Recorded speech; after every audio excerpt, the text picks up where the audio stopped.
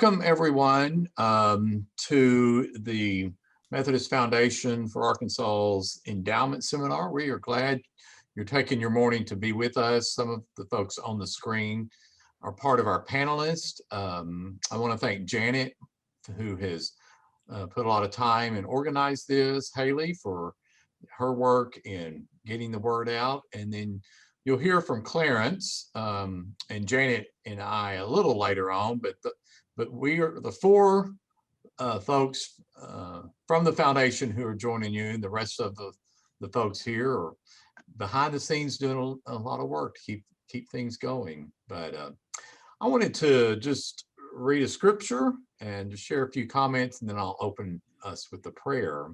So from 1 Corinthians verses 5 through 9, and I'm reading from the Message, a good translation to help kind of hear something that you may hear often in new ways.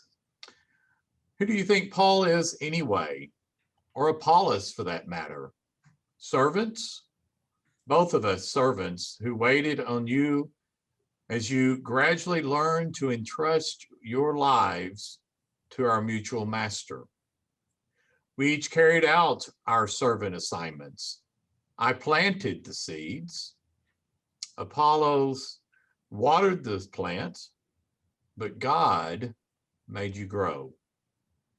It's not the one who plants or the one who waters who is at the center of this process, but God who makes things grow. Planting and watering are menial servant jobs at minimum wages. What makes them worth doing is the God we are serving. You happen to be God's field in which we are working. So this letter that Paul wrote to the Corinthians is in many ways, it's a really practical advice on how people in Corinth should be living their lives in general, but specifically how they should be living their lives as a follower of Christ. He's writing to a community who in many ways was divided on all sorts of levels, how to live that good life, what was the best way to live, how to live as a follower of Christ. And Paul is encouraging the people of Corinth, all of them, no matter how they are looking at their lives, to work together. And he describes as servants of the Lord who helped the Corinthians to come to their faith in Christ. They're all doing a job for God in the way that they feel like they should be serving God. So this morning, in these next few hours, we hope that you will see that we are partners, we are servants together to plow this big field that is out there among us in our local communities, in our churches, and in this very large world. So we hope that you see us as partners working together. We want to help you and your members so that they can also be partners in your local church and in your local work. So let us pray. Holy and gracious God, we are grateful for the untold blessings we have in life, the opportunities and even the challenges that help us grow and understand you better. Be with us as we understand what we need to do to plant more seeds and to help others plant more seeds so that your kingdom continues to grow. In your Son's name we pray. Amen. Amen. So we've got this structured. Basically, we've got two groups of panelists. They each have been given kind of a prompt to respond to. We also have a speaker who's going to talk a little bit later. We'll have a break after the first panel and first speaker. And then when we come back at 11, and I'll try to watch our time to keep us moving. But after 11, you'll hear from Clarence, Janet, and I for a little bit. And then we'll close with some practical help from our last panelist. So I'm going to just acknowledge who the panelists are. And then ask them to respond. We've asked them to talk about 7 or 8 minutes. And then after they have each shared their story or shared about their church, then we'll open it up for questions and comments. So I hope that works for everyone. So the first panel is going to talk about how endowments make a difference in their local church. And we'll hear in this order from Reverend Mike Utley, who's at First United Methodist Church, Harrisburg, Reverend Troy Conrad, who's at First United Methodist Church, Malvern, Mary McKinney, who's at First United Methodist Church, Springdale, and then Reverend Lynn Kilborn, who's at First United Methodist Church, North Little Rock.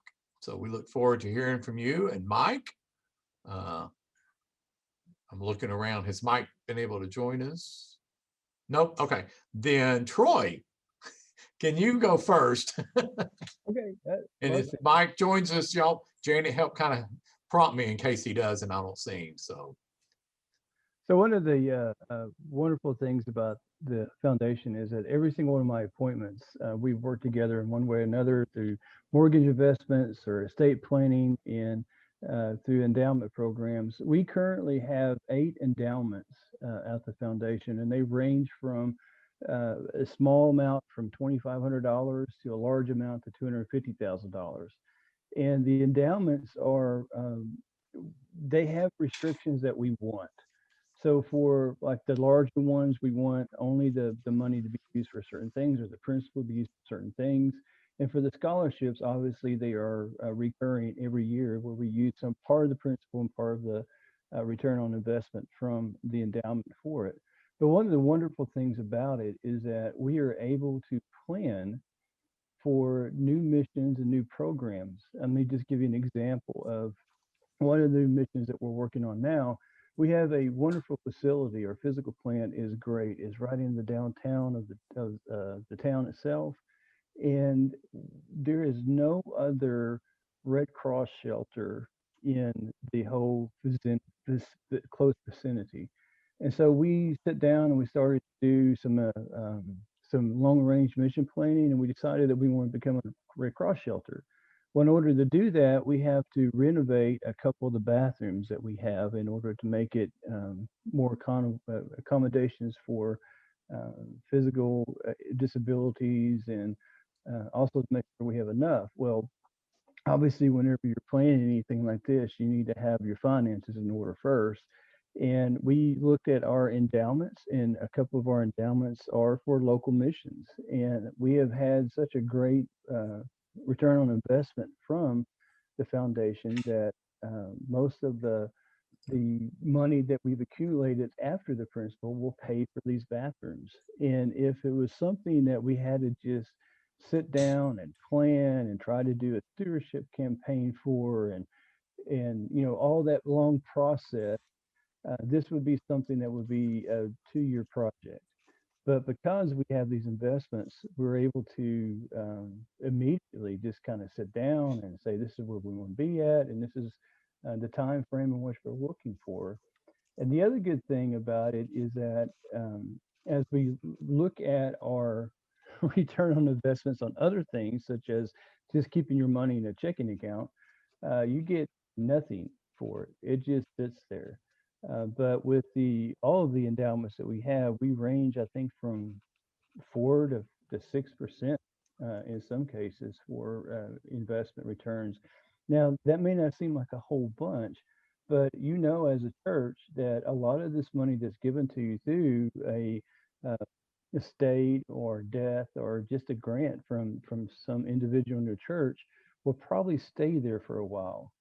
And because of that, and because of the nature of the church, um, in the long time investments that we have, we're able to have a wonderful rate of return.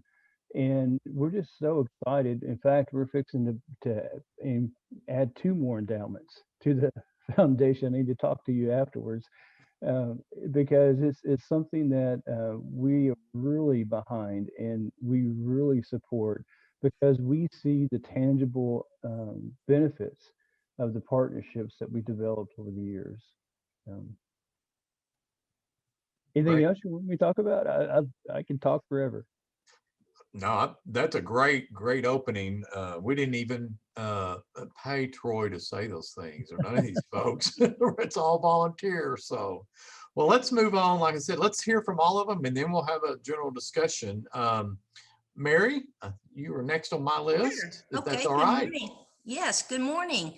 Good. We are a little unique. I believe there's maybe a few other churches in the state that have this, but our foundation is an independent 501c3 from our church. So we actually have a board of directors with our foundation that I actually report to. We have one endowment currently with the state foundation. Thankfully, we capped $1 million this past year, which was a great milestone for the foundation. We ask our staff annually to submit a grant to the board, and the board makes a selection based on how they feel those monies would be best spent. And these monies are these programs that are funded are things that are not able to be funded through the operational budget of the church. And our board is committed to preserve that principle in our endowment and only spend from the earnings.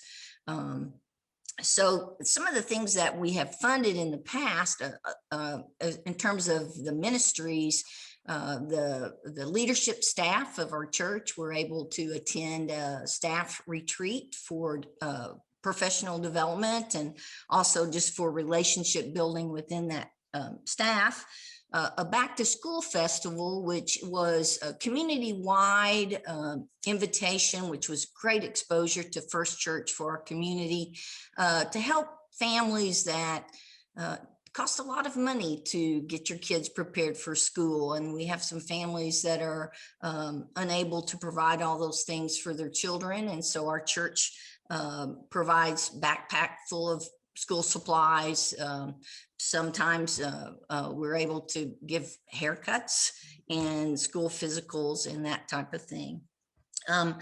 The other things that our staff and our ministers or we're looking at ways to enhance the capital needs of our church. And it'd be ideal if all churches had a capital maintenance endowment, but that's not the case for First Church. So we're able to contribute in ways that enhance, for example, the children's ministry area. We were able to contribute about a $15,000 contribution in order to really do a makeover in the children's ministry area, as well as invested in new lighting for the chancel. And also one of the grants that occurred, I guess it's 2019, was also new instruments for our praise team. So a lot of the things that we would like to be able to fund perhaps operationally, but the church is unable, the foundation is able to pick up that slack for our church. One of the other things that occurred in 2020 was a worship leaders workshop. And so that also reached out statewide to folks that would like to participate in that. So the foundation, really, I look at it as icing on the cake. We have staff that submit these applications. They're unable to do these things through the operational budget, but there's some really great ideas, the ways that reach out to not only our congregation, but to our community as well. I can give you a whole list of things that we've been able to do. Each year we're able to, I think this past year was around $42,000 we were able to contribute back to the church. One of the things that Janet asked us to speak to also is, how do we raise these monies? How do we get this energy from our congregation to contribute to the foundation? And one of the, there's several ways that we go about doing this, but one of the ways is some of our members, and when they pass away, their memorial gifts would go into the foundation. They are all aware, and we say it all the time, that this is a gift that is going to keep on giving. because we are committed to not spend from the principal and only spend from the earnings. And so also with that said, in terms of memorial gifts, there's also planned gifts. And so conversations with members that would like to establish a presence after they're no longer here.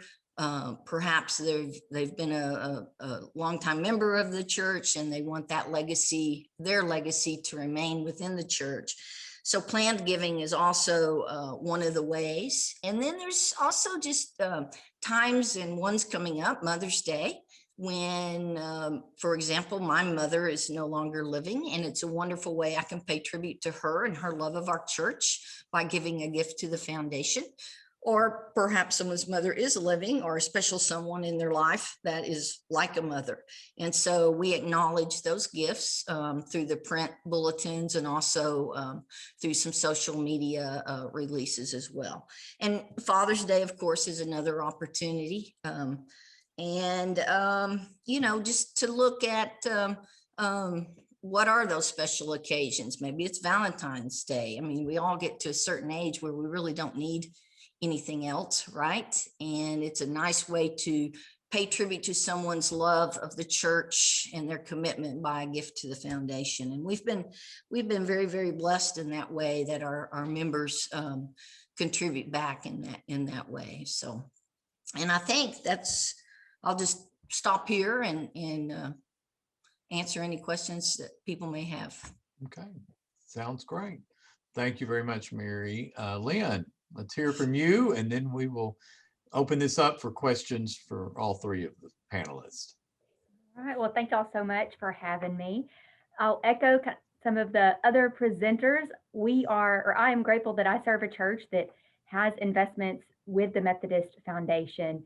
We have 7 endowments from our church held at the Methodist Foundation of Arkansas. And the 2 that I want to speak to this morning, or that I've been invited to speak to, are 2 of which we are very proud: our male and female college scholarships for high school seniors. Notice that I said 2. We have a male and a female. We have these 2 different endowments. Our female scholarship is our Helen Gray Pearl Franson Female Scholarship, and the male scholarship is the Wanda and Ray McLaughlin Scholarship. Our female scholarship was started back in around 1998 by a family in honor of their aunts. So, as Mary was saying, a great way to show, to show your tribute to a loved one, to make a lasting gift in memory of a loved one, is to give to the endowments. Well, this family started it in memory of their family members. And then several years later, in 2009, they had started the female scholarship in honor of their aunts. They wanted a female scholarship. Well, then 9 years later, another family in the church wanted there to be a male scholarship. Very understandable. So they, in honor of their parents, Ray and Wanda McLaughlin, they started the male scholarship. So with each of these endowments, even though they're these 2 separate endowments, we're able to offer a one-time award each year. So Troy was mentioning that with his scholarships, that this is the spending from this scholarship or from these endowments happens once annually. So we offer a one-time award each year from each scholarship. And to tell you a little bit about how we do that, even though they're 2 different endowments, 2 different scholarships, they are both merit-based scholarships, and they require the same criteria. So for us, they are, as I said, merit-based scholarships. The applicants must have a 3.0 or higher GPA, be involved in community and or social service projects, and be active in our church. So each spring, our high school seniors in our ministry, whether that be in our youth group or in the life of our church, because as y'all know, youth ministry may have some young people who come just to youth group, and we have some who participate only in the larger church. So we make sure that all of our seniors are aware of the opportunity and that they are encouraged to apply. Our youth minister takes the lead by providing the students with the applications, and then receives and gathers all of the applications to then submit to our endowment committee. And so it's our endowment committee that receives all of those applications and then selects recipients guided by a scoring system that they've created.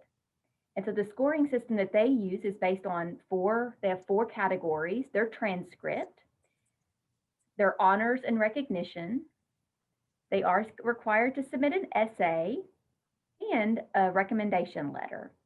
And so they scale each category from 1 to 10, and then you can use that to bring a sum total for the student's application. Now, if you're sitting here thinking, ooh, that's got to be awkward in a local church where you have, wonderful youth who may all be applying for the same scholarships. Yes, it can be tricky in the church. And a couple of notes about that: when more than one deserving, or I'll get to that when more than one deserving youth applies for the same scholarship. I do know that one year the chair of the endowment committee actually removed the names of the applicants before sharing them with the committee, so that they were reviewing those categories without seeing the applicants' names attached to them. There have been years that the committee has split the scholarship in half, because they had, that a tie or more than one qualified applicant for one of the scholarships. And the last time this happened was, I think, a couple of years before I started serving here in North Little Rock. They had two females that applied that both of them scored high in all of those categories. And so the committee felt that it was best to split the scholarship. And I've actually spoken to one of those young women, and she said that she was so relieved that the committee split it, and that the two girls were so grateful to share the scholarship, because they both believed that the other girl deserved it. And it helped them to maintain their friendship. And they were able to celebrate one another instead of one feeling like a winner and the other one not. Our current chair of our committee has led the committee to increase the annual gift carefully and generously each year with the interest that is earned. So as the endowment itself grows, obviously the income that we're going to have each year grows. But then as the market changes, also the income that we will have will grow. And so our chair and our committee, they review the income earned each year in those endowments to see if we can take a step up in increasing the size of the gift. How can we afford to make this a more valuable scholarship for our students? To speak to how do we encourage folks to give to this endowment, one of the best ways that we're able to encourage people to give to this fund is through the presentation itself. So each year we have the captive audience in front of the congregation when we honor our seniors on Senior Sunday, and we make the presentation of these scholarships. And that award is the award is always presented by the chair of our endowment committee. So it gives she or him an opportunity in front of the congregation to speak to these endowments, to name with gratitude the way that they came about, and then also invite people to participate in it. And so we have some gifts that come in through that. And then we also have some Sunday school classes that make gifts to this endowment, and the families continue to support these endowments so that they will grow and continue to offer blessings to our high school seniors. Great. Thank you very much, Lynn. Looks like Mike Utley has joined us. So Mike, we're glad you could make it.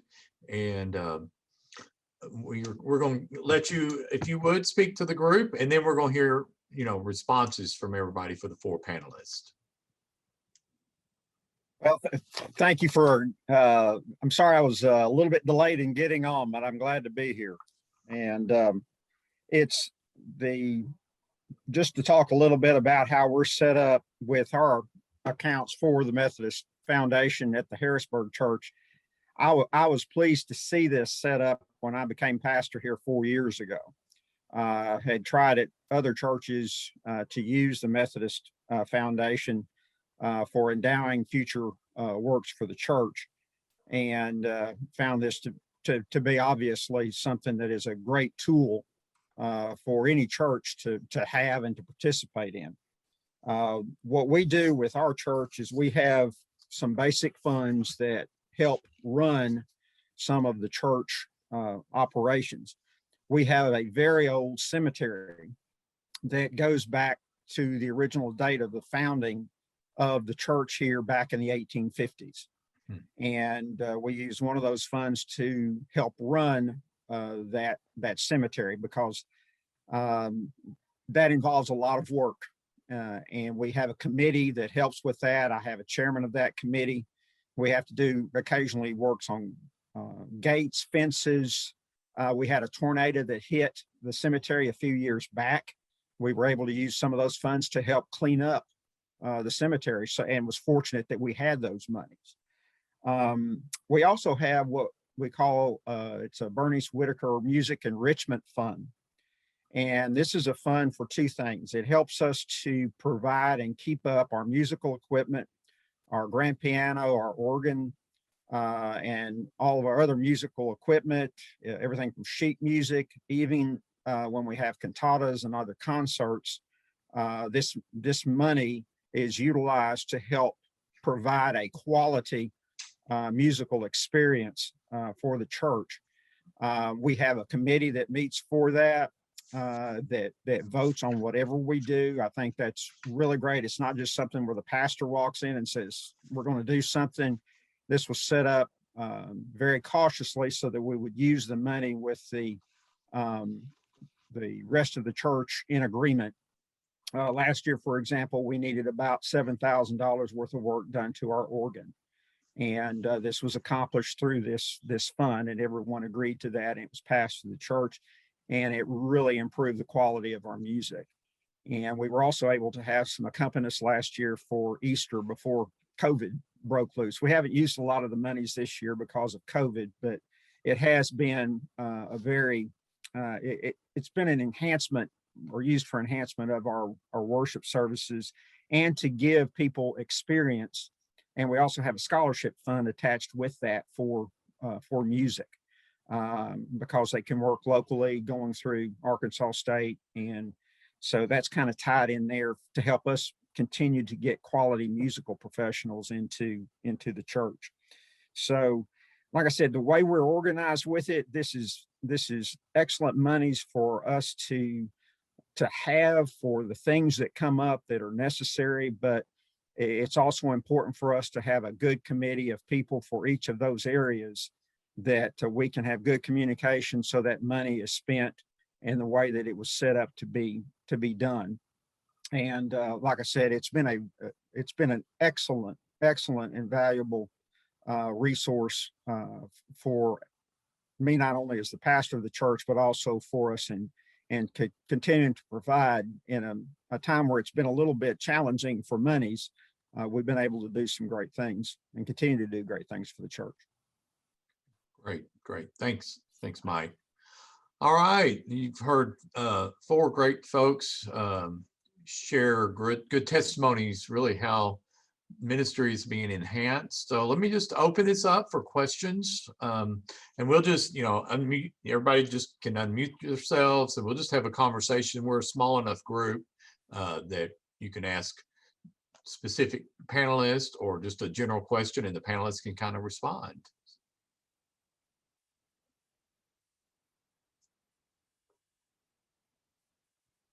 Jeannie?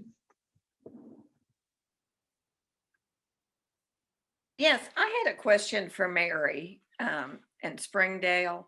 So do you ever feel like the church leadership feels like the foundation is in competition with the church for raising funds, or how do you all address that? That may be a better question for Minister Andrew, but I'll speak to that. Not necessarily, because really, our support is given back to the church.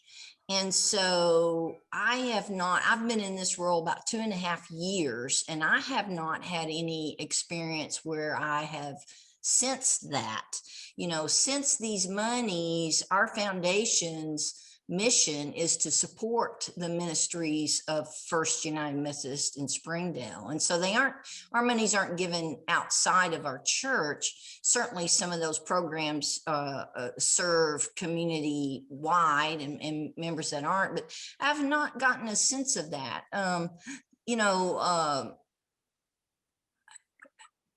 Maybe someone else could speak to that if that's the case, but I think, Lynn, is your foundation an independent, or is it? It is not independent. It is not. Okay. But no, Jenny, I don't get a sense of that. And these members contribute. I don't necessarily solicit, if you will, memorial gifts. And that might be the sensitive area if there were to be one, but I'm not actively asking for those. That is a family's decision, whether it's to First Church or the foundation. And if we were more in an active role of soliciting, if you will, that's a poor choice of words, but that might be a bone of contention there, but we don't actively do that. So.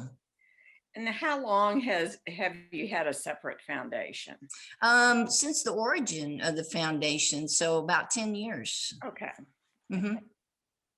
Jenny, can I also just talk to, we have another organization that's not a part of our church that has an endowment fund at the Methodist Foundation, and we handle the monies for that organization, and they return back to us from the foundation a certain percentage for another scholarship fund that we have. And so it's a synergy between the two that it's not a competition by any means. Is we help them and they return are generous with another scholarship fund.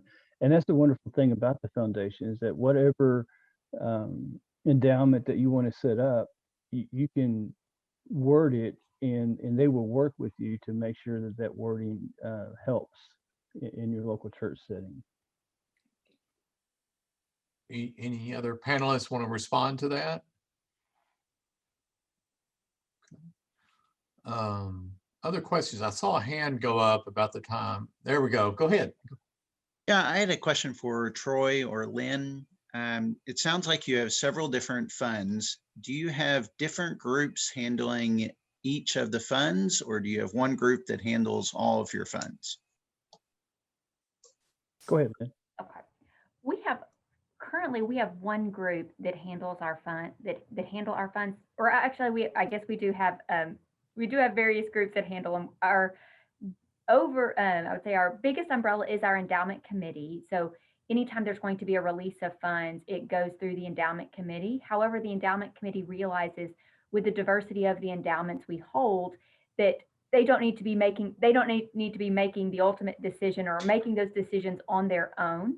So for instance, we also have a mission endowment. The mission endowment is, the mission team has been given authority then to approve release of the funds from our mission endowment. So the endowment committee, they make the decisions for the scholarships, but then they have given authority to appropriate committees to make requests for those use of funds. And then we have, a senior adult endowment, and one of the way our endowment committee ultimately will approve the request that we have for expenses from our senior adult endowment. But we know some of the individuals who have the buy-in for that endowment, if you will. And so we will kind of go to them as well to say, is getting their support, and then that helps to communicate to the endowment committee that this is or this is not a good use of these funds. Right, we have a similar setup as well. We have an endowment committee that is the overall umbrella organization we work through, but we have both a top-down and a bottom-up approach, where the endowment committee will help us to determine what money is coming from what endowment, especially if it's like an annual scholarship. But at the same time, then we have a scholarship committee, and then we have the board of trustees, and so they may go to the endowment committee and say, we have this going on. Is there any way that we can do funds for that? So it's both a top down and bottom up approach with our committees. One of the things I do want to say that is very good about this is if you have anybody that comes to your church and it wants to offer monies with a very specific intent to it, sometimes it's better to redirect toward a endowment that you already have instead of trying to create a whole new thing. And in that case, the finance committee works with the endowment committee to direct the monies to the proper place. So I'm going to piggyback on that, Troy. One of the ways that the greatest way that our endowment committee receives gifts, I think, as Mary said this, is through legacy gifts.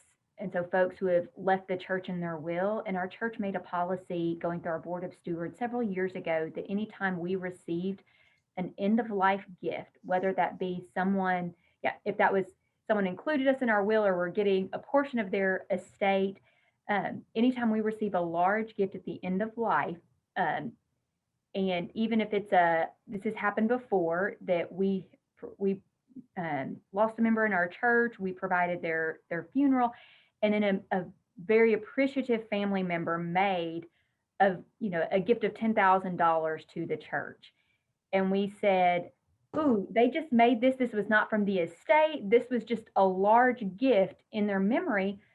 Well, we said we think that goes beyond a memorial gift when it's $10,000. We feel that is a legacy gift made in their memory. And so it then goes, whenever we receive a legacy gift, it goes to our endowment instead of our operating budget, because theologically we feel like those end of life gifts should be supporting the future ministries of the church instead of maintaining the current operating expenses of the church. So when we receive one of those legacy gifts, our policy is if it's not designated, they may say, we want this to go to the female scholarship. We want this to go to the male scholarship. If they don't, if we receive a legacy gift, it is automatically divided between our building endowment and our mission endowment. And so that's in our church policy that when we receive those gifts undesignated, 50% to the building, 50% to missions. And just as I said earlier, that our mission team is able to spend money from the interest of our mission endowment, our building endowment is also set up a bit differently. That's our largest endowment. And our trustees, when they have an expense that is beyond our operating budget, every year they know that they have this bit of money, they have this pot of money or this other purse that if something is beyond an operating expense, and each year they have a source of funding from our mission endowment, or not mission, excuse me, our building endowment. And that is not so much, the building endowment, not to build a new building down the road, but rather a way to take care of our facilities now with expenses that exceed our operating budget. But that was really helpful to have that in our policies so that we weren't having to decide check to check what to do with it, but also a faithful way to talk to people about the legacy gifts that they give, because it feels good for folks when you're talking about making a gift to the church to say, in a legacy gift, you are going to be blessing the church of the future and providing for the future ministries of our church, ministries we may not even know of right now, as opposed to supporting the regular operating budget or operating expenses right now. But that's always funding exciting ministries and ministries that are outside of our operating budget. That's a really good feature to have for that. What other questions do folks have or comments? Yeah, Alan? Curious to know, is there an advantage or disadvantage to having your endowment as a separate 501c3 like what Springdale First has, or is it better to keep it under one roof, so to speak? So I'll talk to that for just a second, Alan. The other organization that we do the finances for, They are a separate organization and they have a separate endowment. However, because we do the finances, it does become tedious after a while, and blending monies is never a good idea. So we try to maintain separate accounts and stuff like that. But when you get $5 in the offering plate for this organization and $5 in the offering plate for this endowment, and then $10 general fund, it can get confusing after a while. So if you are looking in the church setting, I think that keeping separate things separate is always a good idea. Is that kind of answer what you're asking? Yeah, somewhat, Yeah, yeah. one of the things that we're dealing with right now, we're discussing is because the foundation has helped us through legacy gifts and estate planning for our congregation members, we have recently become real estate investors. It's not something that the church's mission is to be real estate investors, but we've had several people who have left us real estate. Most of it is not worth just a whole bunch of money, but we're looking at divesting ourselves from these real estate properties and then putting them back into an endowment program, which as churches, you need to realize that many of your congregation members, whenever they do pass on, they will leave in their wills a lot that may be 100 miles away from you. And what do you do with that? How do you divest yourself of that, and how do you invest it? And having these endowments has been a godsend in going through that process. Yeah, thank you. Any other? That's a good question, Alan. Mary's actually a participant. I'm also going to see if Clarence has any comments on the all-in-one or separate, those kind of things. So, with regard to the church foundation, I think size has a lot to do with answering that question. There are some reporting requirements when you set up your own foundation. There are some reporting requirements that you're going to have to comply with. So the three foundations that I can think of at Arkansas United Methodist Churches are all fairly large. okay, that's good to know that about the reporting part of aspect of it. Okay.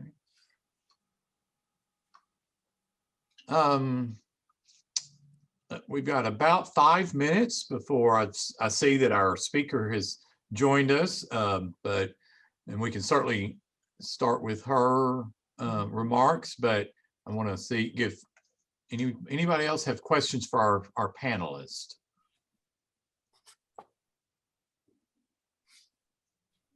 Okay. Well, to all four of you, we really appreciate this. This has been helpful. It's been informative for me as I continue to be a part of this great organization. So thank you all. And we're going to move into Laura Johnson. If like I said, I see you on, Laura. I hope you are ready to join us. But we are so excited to have Laura Johnson with us. She is member of the Arkansas Bar Association and works with, she's a director with Cross, Gunter, Witherspoon, and Galkus, and I probably butchered that name. But certainly Arkansas Ties, Arkansas Connection, an expert in these areas. And one of the most notable things about her is she is a kindergarten Sunday school teacher at St. James United Methodist Church. So Laura, are you, there you are. I am. And are y'all able to hear me okay? I did my phone audio thinking it might do a little bit more stable connection there. I think sounds coming through on my end. So we're looking forward to hearing from you. Well, fantastic. I am going to go in and share my screen then.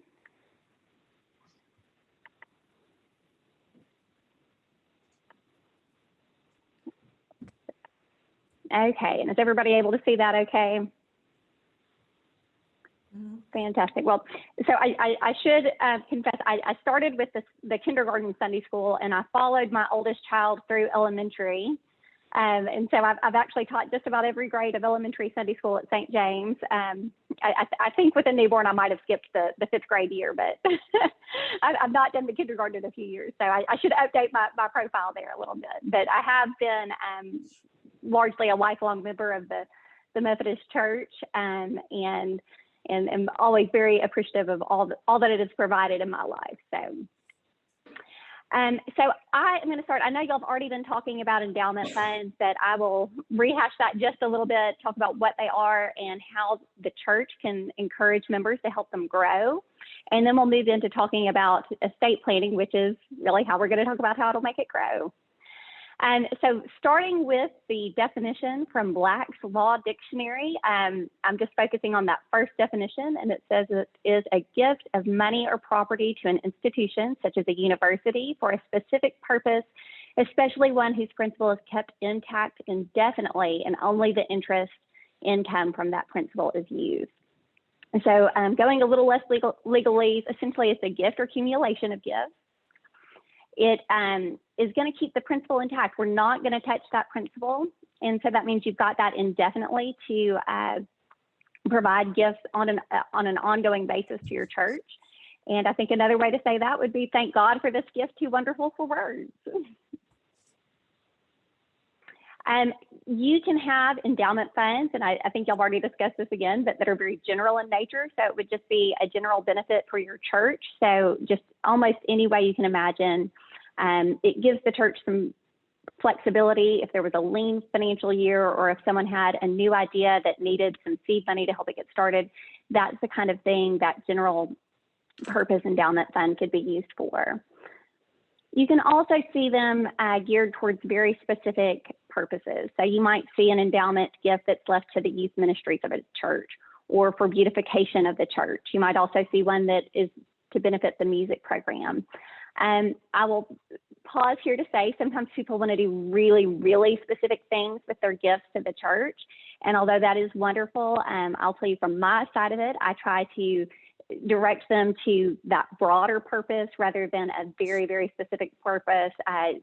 Using like the music program, for example, if someone said, I want to leave a gift that will forever be used to tune the piano at the church.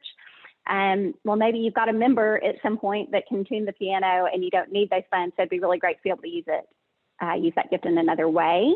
So I would encourage that client, if they were talking to me about it, to direct it to the music program so that we know we've got that resource available, but not quite so honed in tightly that it can only be used to tune the piano.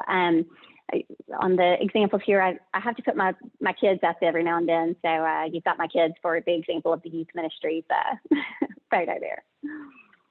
Okay, so there are a lot of different ways that these gifts of the endowment to the endowment fund could be made. They could be made during a donor's lifetime. So maybe Sally's got some really appreciated stock in Walmart and she doesn't want to pay the taxes on it.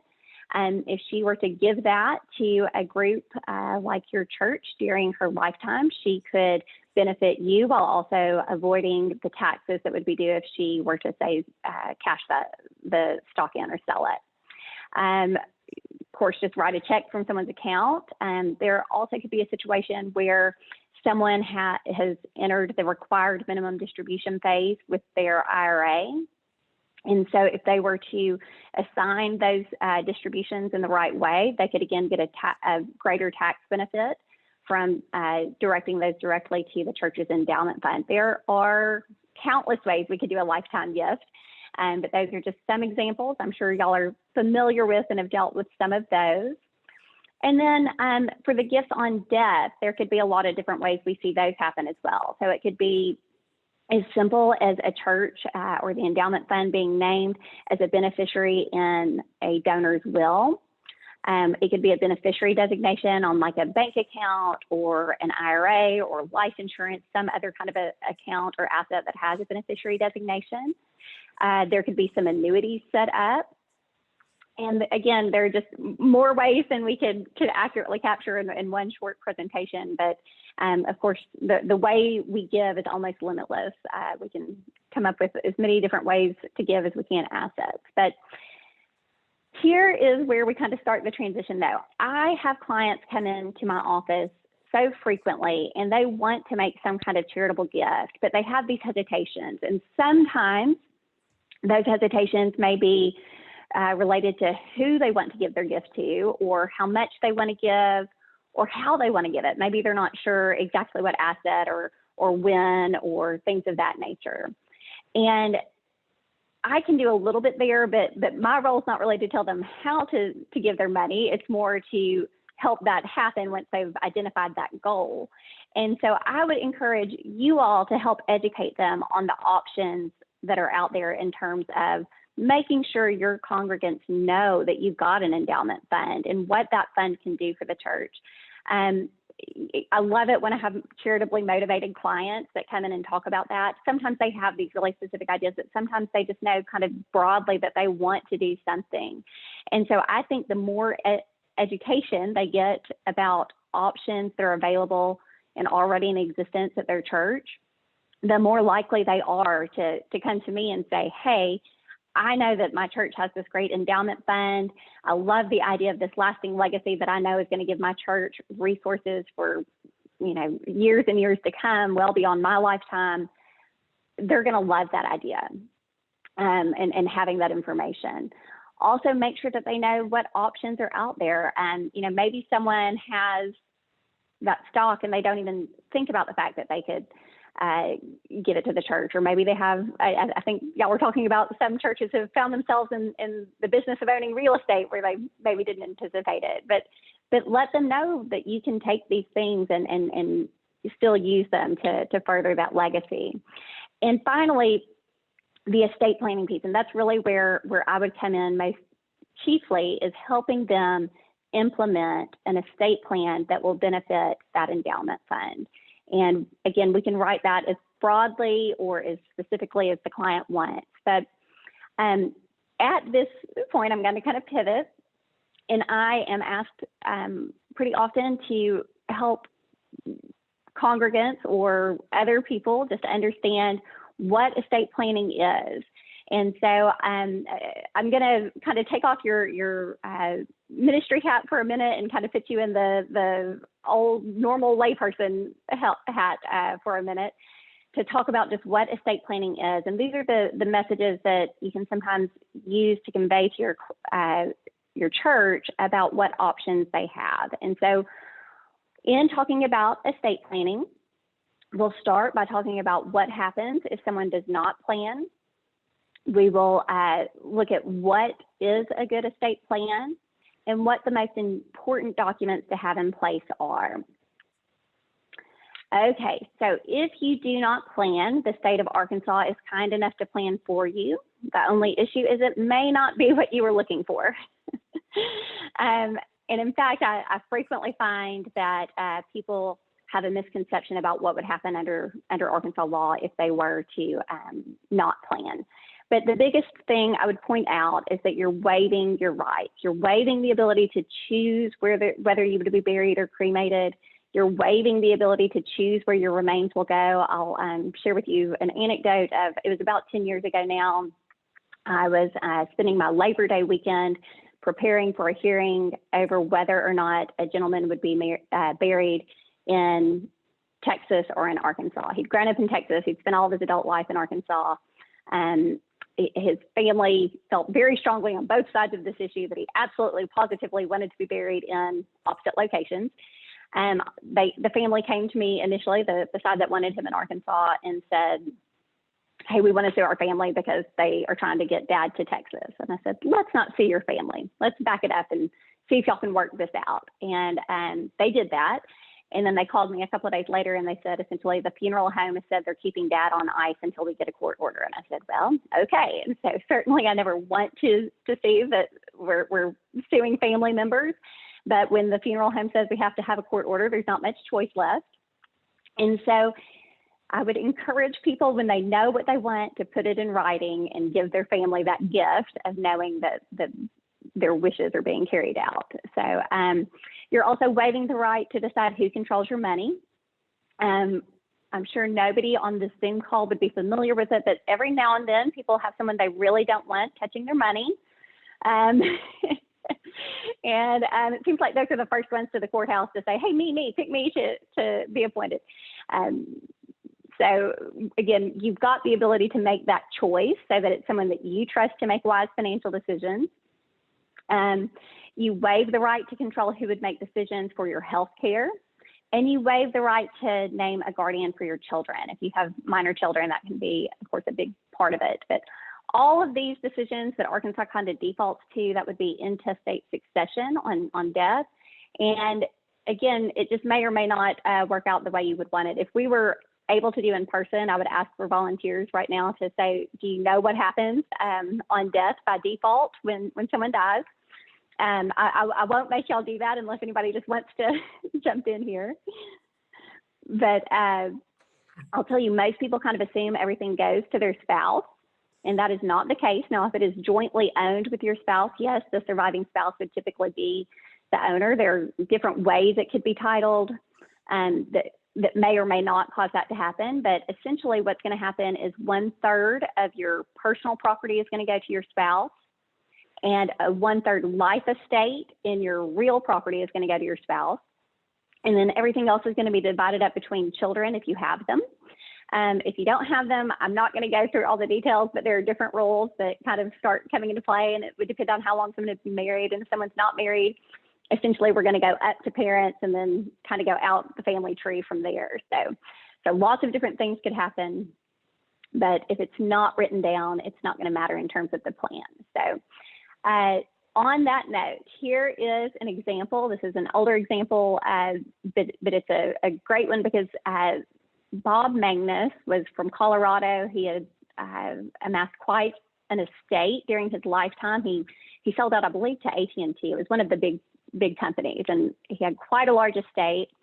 And apparently he had these wonderful charitable intentions. He had all these things he wanted to do that would have benefited various charitable groups. But he got cancer, and he never made it around to putting any of those plans in writing. And so you may be able to see over here on this kind of bottom corner beside his picture, he wound up with a $400 million tax bill. Had he gotten some of those charitable things done, there may not have been any tax bill. Certainly could have seen a lot of benefit happen for those groups he wanted to support. An unfortunate story there, but it does really drive home the point of if it is not in writing, it does not happen. Those laws of intestate succession are going to control. We also lose opportunities. We, again, have this opportunity to say what we want happen. And we've actually got an example of that in the Bible. And so we know that Isaac had this plan to give his blessing to Esau, but Rebecca and Jacob worked together and they deceived Isaac. Y'all are able to pull out a lot more finer points of the story than I am, but if Isaac's faculties were failing, Jacob was able to put the fur on his arms and convince his dad that he was actually his brother Esau. And in the end, Jacob gets the blessing instead of Esau. And it created turmoil between Jacob and Esau, right? It was a long-standing turmoil there. And so had Isaac given his blessing at an earlier point, he would have known who he was giving it to, right? If his eyes hadn't been failing him. The planning is a kindness to your family. And you can help remove that potential for turmoil by making your wishes known and making it very clear what you want to happen for your plan. And I would love to take credit for having drawn the analogy with Jacob and Isaac and Esau, but Billy Graham is actually who gets the credit for doing that. And if you were to have someone come to you in your church or otherwise that was kind of struggling with how to deal with some of these issues, I would really encourage you to pick up a copy of or take a look at this book of Billy Graham's called Nearing Home. And it's the subtitle Life, Faith, and Finishing Well. But he talks he is who I got that example from that we just shared. And he talks about what a kindness it is to your family and how when we know something needs to be done, we need to do it. And this is something that we are all going to deal with at some point, right? We don't know when, but we do know that at some point it's an issue that's going to come up for all of us. And it really is just a kindness to your family to leave that instruction and to allow them to know that your wishes are being carried out. Because, you know, jumping back to that example I shared earlier, where I spent my Labor Day weekend preparing for a hearing over where someone would be buried, they all thought they were fighting for what their dad wanted. You know, everybody was trying to do what dad wanted. And I think if it had been in writing and they had known, it would have allowed that to be avoided. Let's see.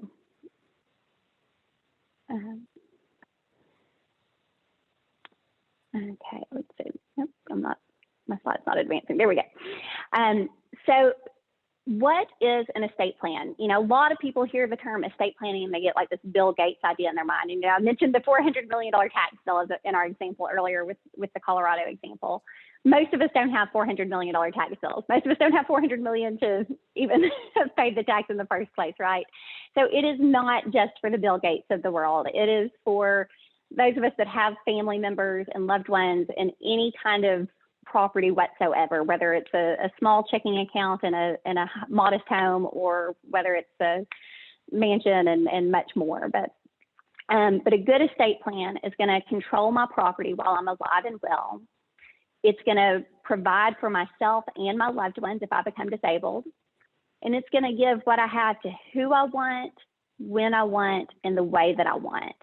And finally, I would say a good estate plan is going to minimize the impact of taxes, professional fees, and court costs. And on that tax piece, we'll talk about this again a little bit more later, but I can tell you that anytime I ask a client if I think there's going to be a tax issue for them, and I explain that we can pay a tax or we could make a gift to a charity, they are almost always going to say, well, I'd rather give it to a charity, right?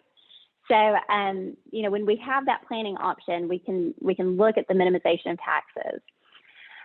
There are a lot of common estate planning mechanisms. And so one of those is owning property jointly. So by way of example, let's say that my mom is getting older and she's kind of worried about what's going to happen if she loses capacity or on her death. And so she adds me to her bank account. So now we own her bank account jointly. Another way that she could deal with that might be to make me a beneficiary of that checking account on her death. And so in that scenario, I have no ability to touch it during her lifetime, but on her death, the ownership of that account would go to me. And finally, what I work with clients primarily would be signing a will or a revocable living trust. And we're going to kind of talk about each of those a little bit more. But again, it's not a one-size-fits-all. But so the question to ask with each of those mechanisms is, does that mechanism meet your estate planning goals? And so let's start with, does it provide for your disability? So if my mom has added me to her bank account, yes, that provides for her disability, right? Because if she can't pay her bills, I can go in there and I'm an owner on the account, so I can write the checks or make the authorizations for the auto drafts or whatever I need to do to make sure that she's taken care of. But what it doesn't do is potentially give it to who she wants. I've got a brother, and if she dies, that account becomes just mine. Now, hopefully that means that she trusts me to give half of it to my brother on her death, but I don't have to. It's not required. If I'm the owner of the account, that is my account on her death. And I have seen lots of situations where siblings come in frustrated, like, no, mom meant for that account to go to all of us. And I have to explain, we have no legal recourse because your sister is now the owner of that account. Another risk there of, does it give to the asset the way you want? You know, my mom has shown that trust in me by putting me on her bank account. But I can go to Vegas and blow her whole account. And there's no recourse there because I'm the owner of that account and I have no duty to anyone when I'm an owner of the account. So it's not a perfect solution. It does avoid probate. So looking at that beneficiary designation. So in this scenario, we're saying that mom has added me as a beneficiary of the account where it will pay to me on her death. It is not going to provide for disability in that scenario. If she becomes disabled, if she doesn't have an estate plan in place, I'm gonna have to go to court and get authority through a guardianship to access her assets to make sure she is taken care of. It may give what she wants to who she wants in that scenario. Maybe she's named both me and my brother as beneficiaries in that one. The way you want, I don't know, it could, it may not. We just have to talk with the person who was making the plan to make sure it did what they wanted. And on the timing, again, we don't know what the goals are there. But the beneficiary designation would avoid probate. But a proper estate plan Hey Siri, is going to care for, give me the phone number for It- auto and is going to care for your loved ones as if you were still there, with your resources, with your love, and with your wisdom. You can put all of these things that you want.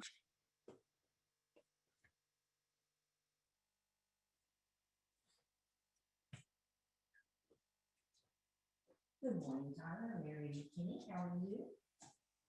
Uh-oh. Okay, sorry, I think I got muted for a second. Yeah. Can y'all hear me again? It was Okay, just great, thank me, you. but yeah, sorry. Okay, I think we didn't really miss anything there. So estate planning is a process. And so what it starts with is education. And the first thing is I need, as the attorney, education about what my client's goals are. What are their concerns? What are the things that are driving that estate plan? Maybe they're worried about making sure young children are taken care of. Maybe they're worried about an older child who hasn't made the best financial decisions. Maybe they're worried about their own incapacity and who's going to take care of them. Maybe there's someone that they don't trust in the family that they would never want touching that checking account. We need to know these things so that we can plan in the proper way. So it's an education process first of the attorney to know what the concerns are, what the assets are that we're working with, what the goals are. And then it's education to the client to know what options are available, how we can help them meet those goals, how we can address those fears or concerns that they may have. Then there's a design process. So I'm going to present some options to the client probably during that process and say, you know, we could do a trust, we could do a will, here are the benefits of each of these things. And we would work together to design what that plan would look like and what the pieces of that plan would be. And the next piece is all on the attorney. We draft the documents, we get them ready for signature. We implement the documents by actually signing them, and like for a trust, there's kind of some follow-up work to that we would move to from there. And then it's a review process, and that's why I've put this picture up here. So this is a picture from my 2-year-old's birthday last year. And right now, my concerns are really different for my kids than what I hope they look like in 20 or 25 years, right? So right now, my number one concern is that those 3 kids in that picture are taken care of if something happens to me and my husband, right? But I hope that they grow into responsible young adults and that in 20 or 25 years, I'm naming them in the documents to take care of me if I become incapacitated or to make the decisions if I pass away. And that I'm not worried about them having a roof over their head at that phase. Right now, I'm desperately concerned to make sure that there's a guardian in place that's going to make good decisions for them and keep them in a church and make sure that they're educated and all of these things that I want for them. And that's my number one concern. But it shifts with time. And so it's really important with an estate plan that it's reviewed periodically. What I recommend to my clients is every 5 years, but really anytime there's a major life change. If there's a death, a birth, a marriage, all these things are the kind of things that could change what we want for that plan. And so it's really important that we pull that plan out every now and then and look at it and make sure that it responds to the current situation in a person's life. And it's also teamwork. It should not just be the attorney doing all of this. There should be a financial advisor involved. There should be a tax advisor involved, at least an awareness. And again, we're going to talk just very briefly about the taxes in a moment, but we want to make sure everybody's working towards the same goal so that it is a cohesive plan and not piecemeal with the CPA perhaps working towards a different goal than I'm working to on the legal front. So one of the things we want to do with an estate plan is plan for disability. These are not the fun topics. I kind of laugh that I think I work in the most procrastinated profession because nobody really wants to think about these things like becoming disabled or their own death. But they are important things to think about and to have a plan in place. And so on planning for disability, we start with medical directives. We want to know who's going to make healthcare decisions if we're not able to. And we would do that through a healthcare power of attorney. And so the healthcare power of attorney just designates the person who would make those medical decisions. So if you're unconscious or you can't appreciate what's being communicated to you and the risks and the benefits of that healthcare choice, you've named that person in the healthcare power of attorney who's going to make those decisions for you. A living will would say that if I'm in a permanent vegetative state or if I have a terminal condition with no chance of recovery, I do not want to be maintained by artificial means. So this would be, in the most non-delicate way, this is pull my plug, don't keep me on life support. A HIPAA authorization can also be very important, but that is just the access to protected healthcare information. We're all familiar with those forms when we go to the doctor's office of authorizing who can access our protected healthcare information. This would be a broader form that, for instance, if you were hospitalized and you couldn't sign the form, they could present it to say, my spouse and my kids or my sister or whoever has access to unprotected healthcare information. And the hospital, the physicians, the other healthcare providers know that they're able to speak when that person's in the room or that they're able to communicate what the condition is. And then the next thing we would want to do is a durable power of attorney. And that durable power of attorney is really anything non-medical. It's largely financial, but there are non-financial things that can affect as well, like the ability to get mail or to continue a membership or discontinue a membership and things of that nature. And it's important to note that the only way that gifting can happen if someone becomes incapacitated is if that's authorized in their power of attorney. So for instance, if I have signed a pledge card that says, I'm going to give X dollars a month to my church for the next year, that would not be able to continue if I became incapacitated if I did not have a power of attorney that authorized it. And then the last way we plan for disability is with a revocable living trust. And again, we're going to talk about that just a little bit more in a moment. And so I normally would try to do this with a room full of people and trying to kind of have an interactive version of what probate and trust look like and how they differ. Doing it all over Zoom is a little bit different, but I sent a few of you direct messages with a 1 or 2 word asset in there. And so if you will look for that message, you may have already noticed it, but I'm not crazy. I'm not just randomly sending words out. It was for this part of the presentation. And I'd like to ask for a volunteer. Would anybody like to volunteer to help me for just a moment on this part?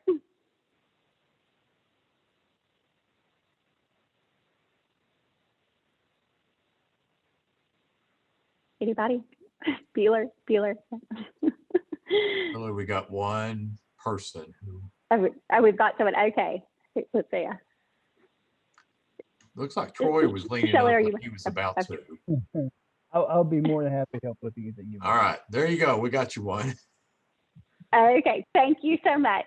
You're So, Shelley, we are going to pretend like, first we're going to pretend like I've got a will, and then we're going to pretend like I've got a trust. And in the scenario with the will, you're going to be my executor. And in the scenario with the trust, you'll be my trustee. And so with a will, I've written it, say, 2 years ago, and it says on my death, Shelley Conrad becomes the personal representative. And then you are going to take that will on my death to the court and say, hey, judge, here's Laura's will. Will you recognize it as valid? And hopefully the judge essentially says, bless you, my child, it's a valid will, go probate. And the very first thing we're going to do is publish notice in the newspaper. And that notice essentially says, Laura died on X date. If you have any claims against her, speak now or forever hold your peace.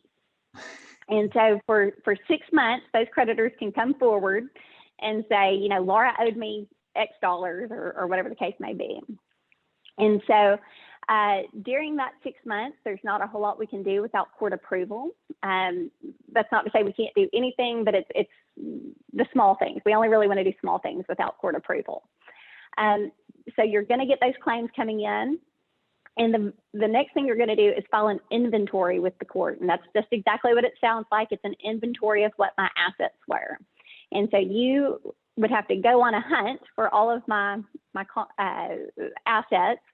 And so this is where I'm going to ask the people I sent the direct messages to perhaps come forward. And I'll tell you, this is actually a lot more like the real world, probably. As the world becomes more and more digital, it is harder and harder sometimes for the executor to figure out what those assets are that the person held. Hopefully you knew me pretty well since I named you as my executor. So maybe you know that I've got a house. So maybe one of these other people that has information about my house will come forward to you, Shelley, and say, hey, I've got Laura's house. Anybody sending messages to you? I haven't got any messages yet. Oh, nobody's helping, huh? And maybe we should encourage people to check those direct messages. There were a few, I can't remember how many I put out, just 3 or 4. I was trying to do it quickly before we got started, but you should have 3 or 4 assets come in. But I will tell you, I get these calls of, I can't find anything. And I'm like, can you get into their phone? They probably have an app for whatever assets they have. So like there's the banking app, and maybe there's one for the mortgage company or things of that nature. But we have to go on a hunt to find these assets. And doing this digitally is a little bit harder, or virtually, I should say. But so I do have a going to question. Is sure. If I am the executor of the will, but I'm not named on the checking account, how would you get access to that then? So we have to get the order from the court that says you're appointed as executor. And then we get what's called letters testamentary, which essentially you would present those letters testamentary to the bank, and they've got the raised seal of the court on it. And that's how the court knows that you've got authority. And so you would close my personal checking account and open an estate checking account. Okay. And so same thing for any 401k or retirement investments as well? So the 401k is going to bypass probate, provided that you've got a valid beneficiary named. So as long as you've got a beneficiary named, it stays out of the court process. But if sometimes I see it that people have named their estate as the beneficiary, I don't ever recommend that actually. Or sometimes perhaps the named beneficiary has passed away and there wasn't a contingent named, and so that's going to generally push it back over to the court side as well. But as a general rule, a 401k or retirement account is what we would call a non-probate asset. So I'm assuming maybe you've gotten some more direct messages now giving you a few more assets with information. I've got some stocks, I've got some checking accounts, and I've got my house is essentially what I sent out there today. And so we are going to file that inventory with the court. It's part of the public record. That bothers some people to know that that is part of the public record, but you've got that public record of what the assets were at the time of death. During that 6 months after the publication of notice, we're going to pay what bills come in, or we might say, hey, we don't think this is a valid claim. Maybe it's the wrong Laura Johnson. When I got married and I went and got my new driver's license, they said, you have what we would call a common name now. And I've learned that the hard way, that there are lots of Laura Johnsons out there, and sometimes I get confused with someone that's not me. But in any event, so you might say that's not the right Laura Johnson. This, she doesn't know this debt. But in any event, we get to the end of the 6 months, and Shelley's going to go back to the court and say, hey, judge, we've paid all the bills we were supposed to pay. We've done all the things we were supposed to do. Do we have authority to release or to distribute the assets to Laura's beneficiaries like she wanted? And again, hopefully the court kind of says, bless you, my child, go give it to who she said to give it to. Okay, so, and again, we've got a few of those non-probate assets. But everything kind of funnels through the court. That's what this side is showing us, is that it all has to go into the little funnel, gets the court's blessing, and then it can go down to the beneficiaries.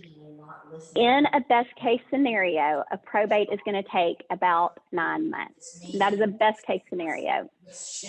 You might have a scenario like an absolute best case scenario where, let's see, there might be a scenario where the assets are less than $100,000 and there is no debt, which would make us eligible for an affidavit of small estate. That can be a little bit more quick, and it can be less costly than going through probate. But generally speaking, it's going to have to go through that court process. And I will tell you that a lot of people consider probate a 4-letter word.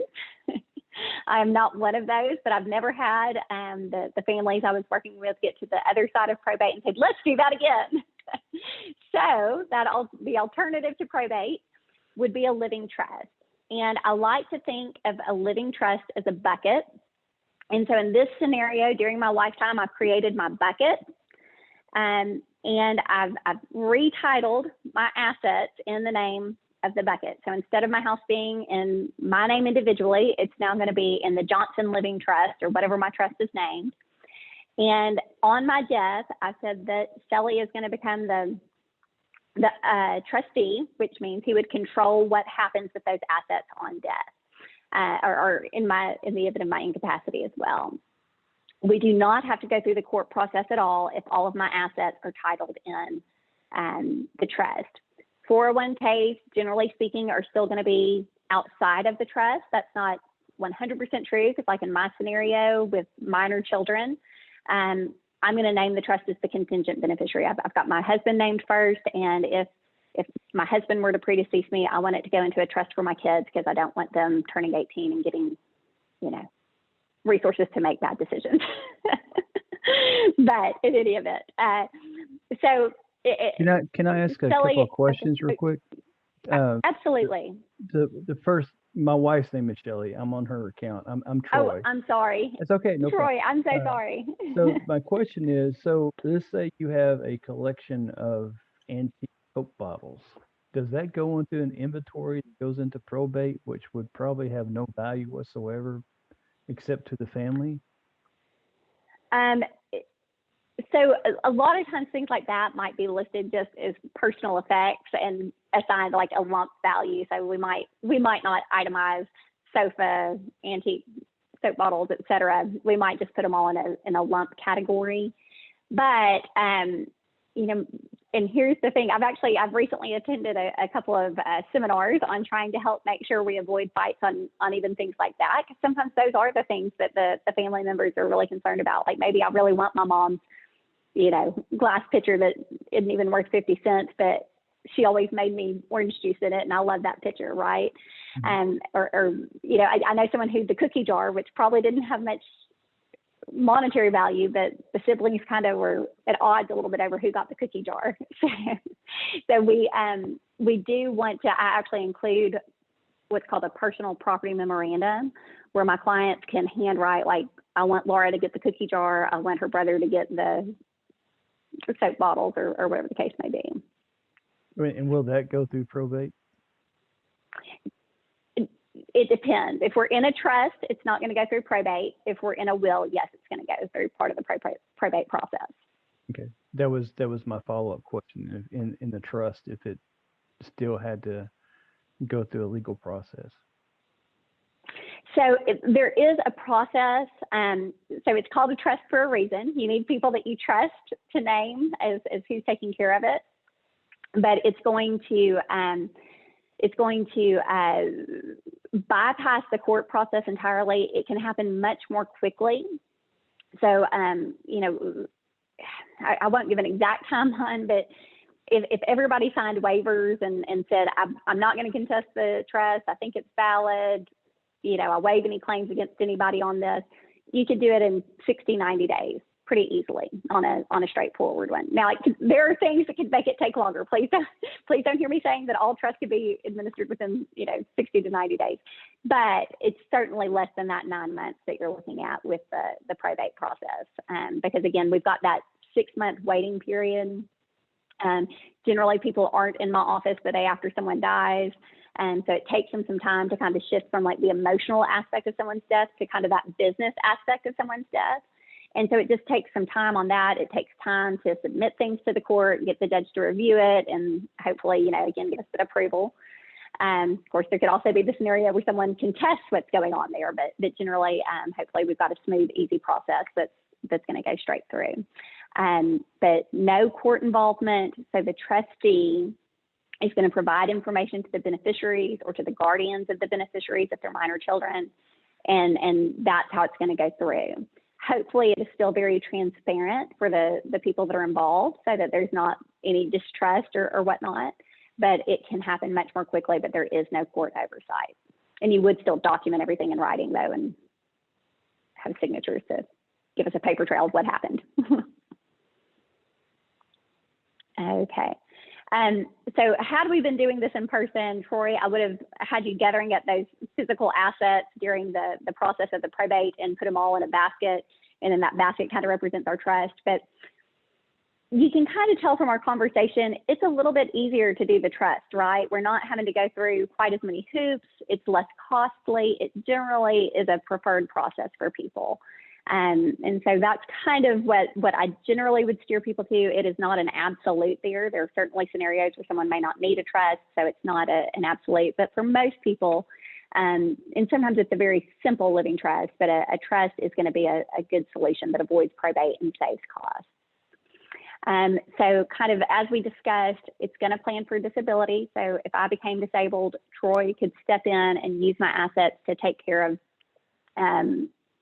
the business of my life, so to speak. It could provide for my loved ones while, you know, it can make sure my husband's taken care of. It can make sure that my kids are taken care of. It can include carrying instructions. I might say, you know, education is really important to me, and trustee, I want you to make sure my kids are able to go to college, or I want you to, you know, reward them if they earn a degree and things of this nature. And we can have what's called an incentive trust that kind of incentivizes certain behaviors.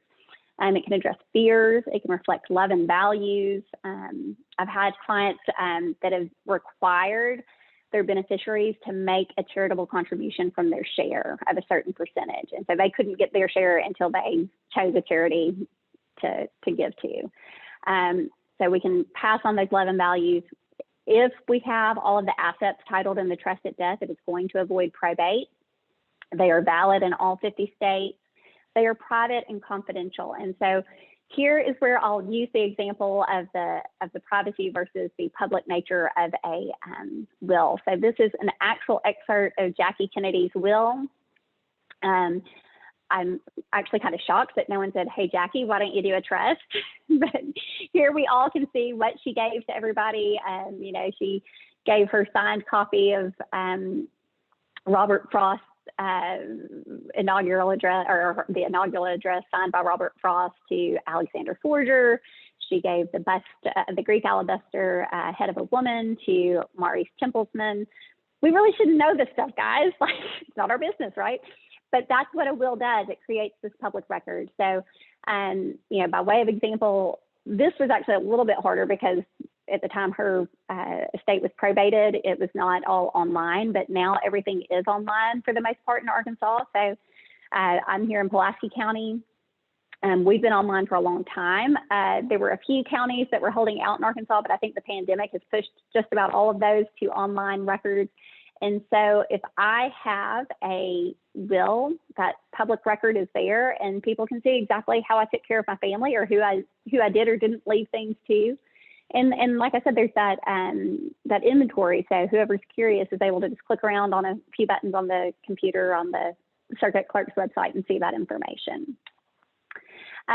Another example, though, is again from Colorado, and this was a really famous, flamboyant architect, Temple Buell, but he had a really good estate plan, and nobody knows what he actually did. I think apparently since it merited a newspaper article, apparently lots of people were curious about what he did, but since he had a trust, all we know is that he left things to the trust, and you know he had like $100 in his wallet or something like that.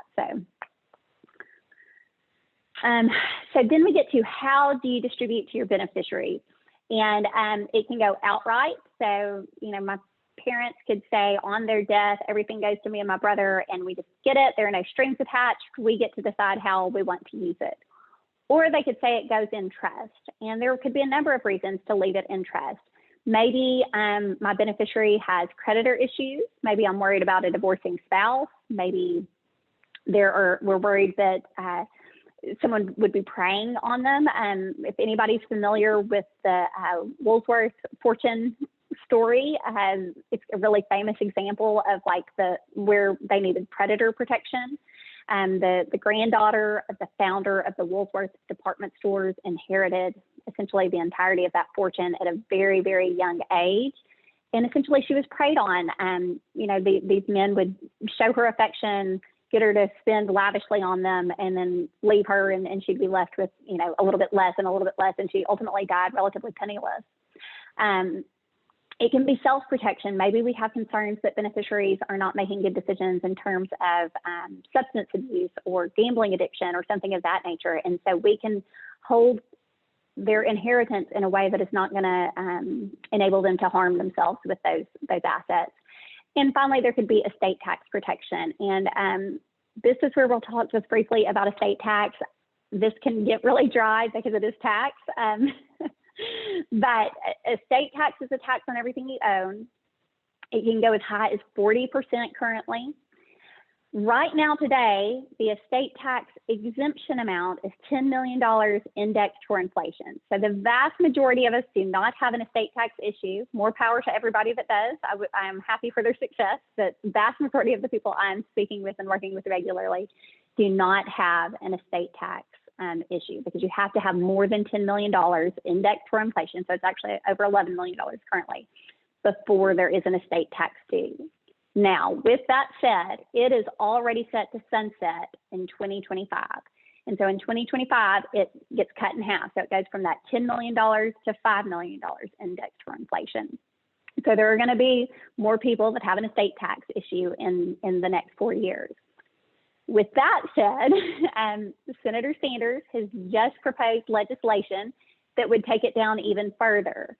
It would be about $3.5 million under that proposed plan. That is not the law today, but we are looking at a very strong possibility of a different tax structure being in place. And this is kind of where we kind of get into the church again, because when estate tax is lower, there tends to be more incentive for charitable bequests, because charitable bequests reduce what's subject to taxation. There's also the gift tax exemption, and again, charitable gifts are in the clear. They are not subject to any kind of tax. But for instance, if I were to give a gift to my brother, if it was in excess of $15,000, I need to file a gift tax return. And what that's going to do is it's going to take $15,000 off of my estate tax exemption amount. There's also an unlimited marital deduction, so I can give my spouse any amount without having to worry about any tax consequences. So it's out there, be aware of it, but we're not going to worry about it too much for today. So the next piece here is, when should someone put an estate plan in place? I get this question a lot. And really the answer is before there is a crisis, and none of us know when that crisis is coming, right? I get these emergency calls sometimes. Someone's in the hospital, their family's worried they're not going to make it out of the hospital, and they want me to help put a plan in place. And I am always happy to try to meet that need and help those families as best as I can, but it's not the best plan, right? It's done in a stressful circumstance. I'm going to be limited in how much I'm able to talk with the client to make sure I fully understand why we're doing the plan or how we're doing the plan.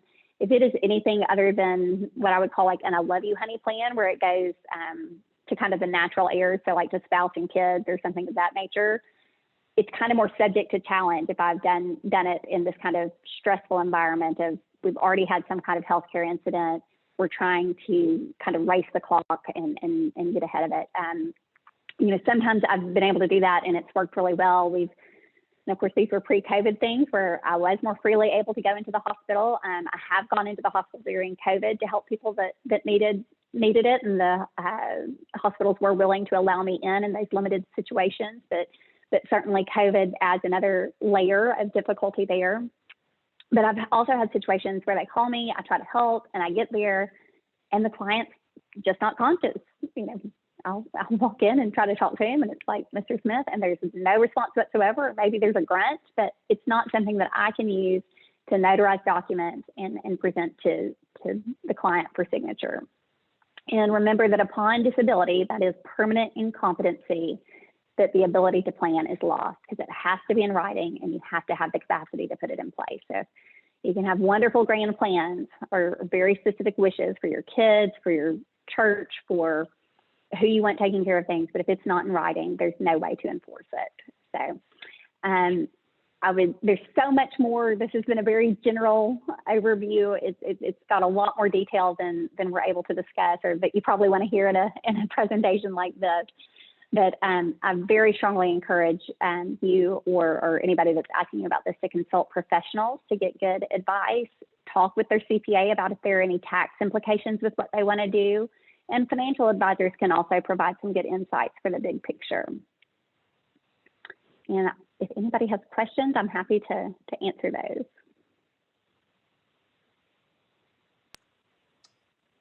What questions do folks have? Laura, this has been great. Very practical and easy for my simple mind to understand most of the things. So questions that y'all have of this expert who's right here with us. Laura, I'll start off with a question. Is it normal that family member is in charge of the trust, or is it a professional attorney or whoever? Sure. So probably the most common scenario is like an adult child, or if you've got young children, maybe like saying a sibling or a parent or something of that nature. But absolutely, sometimes people don't have a family member that they want to put in that role for one reason or another. And so I point clients to banks in that scenario sometimes. I've had some where I think the Methodist Foundation had served, and y'all may be able to point me on that one more specifically if y'all do that frequently. And then, you might name like a CPA. I'll tell you that I do not like to serve in that fiduciary role. I like to kind of stay in the attorney lane, but not step over to the trustee role. It is kind of a different area. And so it's kind of hard to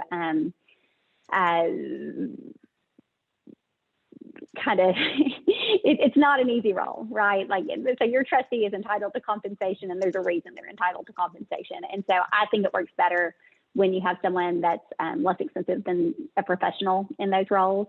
I'll tell you, the one that I served, it was a favor to someone that I do a lot of work with, and I regretted every minute of it. But it was an odd situation. I had a beneficiary that was not honest and things of that nature. That's not really the norm. But I do like to, if it's not going to be a family member who's willing to take that role on, I'll generally point to a professional fiduciary like a trust department. Great. Who else I have a has- question. Laura, are there standards or set fees in Arkansas for trustees? And is it one time or is it a perpetual? Sure. So for the trustees, you do not have a set fee. And so what the law says is it would be reasonable compensation. And so this kind of goes to if you have someone like an attorney serving, like my hourly rate is going to be higher than if you have your nephew serving or something of that nature, right?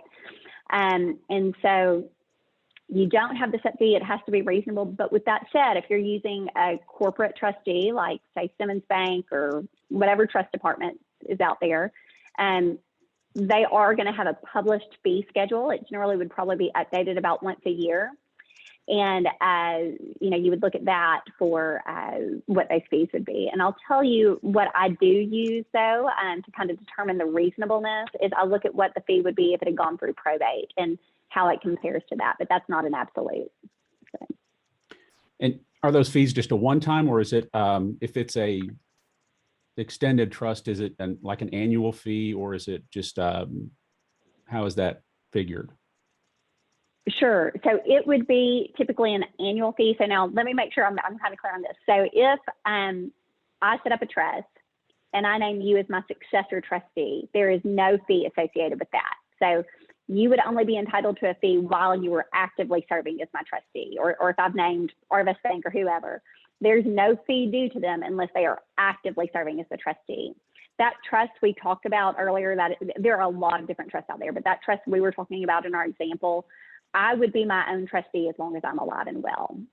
And so there are no fees just by virtue of having a trust. It's only at the point that if I passed away, that my trustee would then have a duty to, or have those responsibilities that are then entitled to compensation. So on my death, when they're taking care of my family or whatever the case may be, that's when that fee would come into play. It would be on an ongoing basis.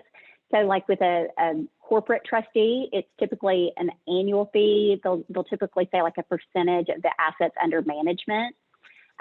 If it's like if you've got your nephew or your best friend or whoever's serving as trustee, they would be more likely to do like an hourly basis or something more along those lines. Thank you. And a lot of family members waive it. A lot of family members do waive those fees. So.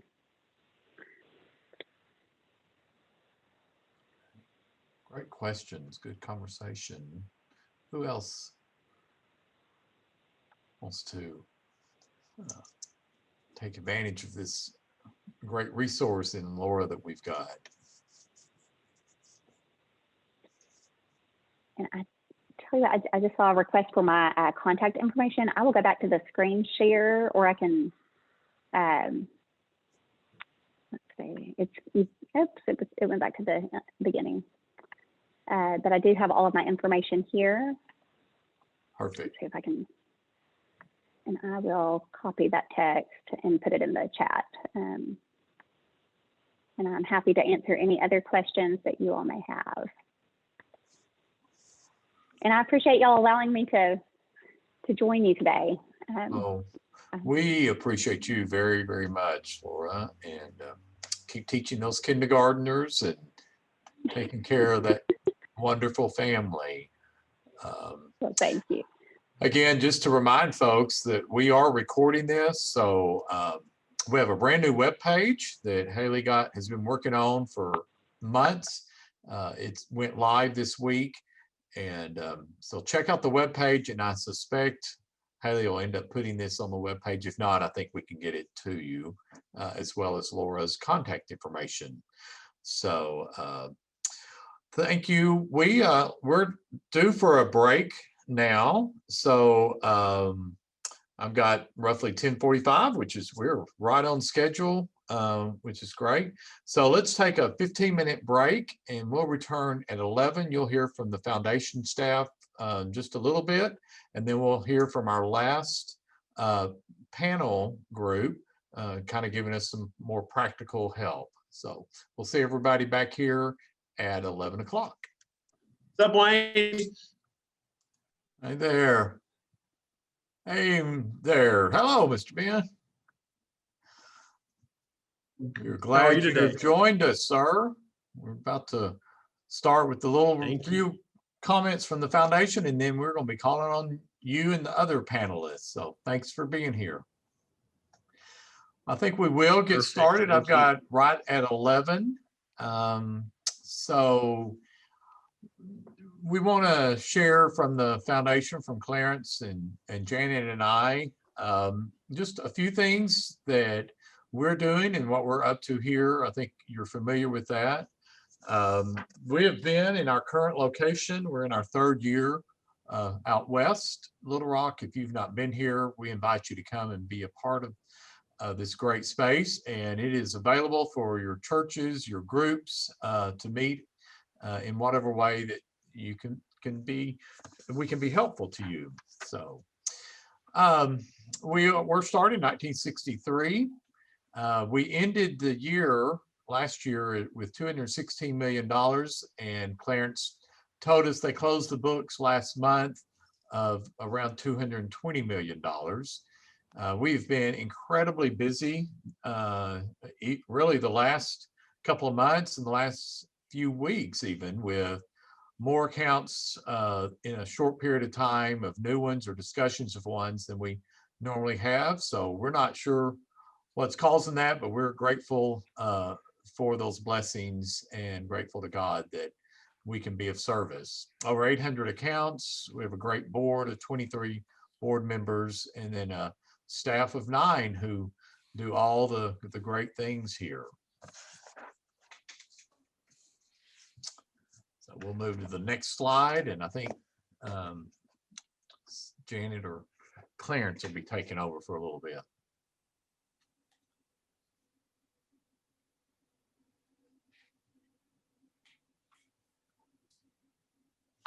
Hang on, I think my screen is frozen. Oh, no.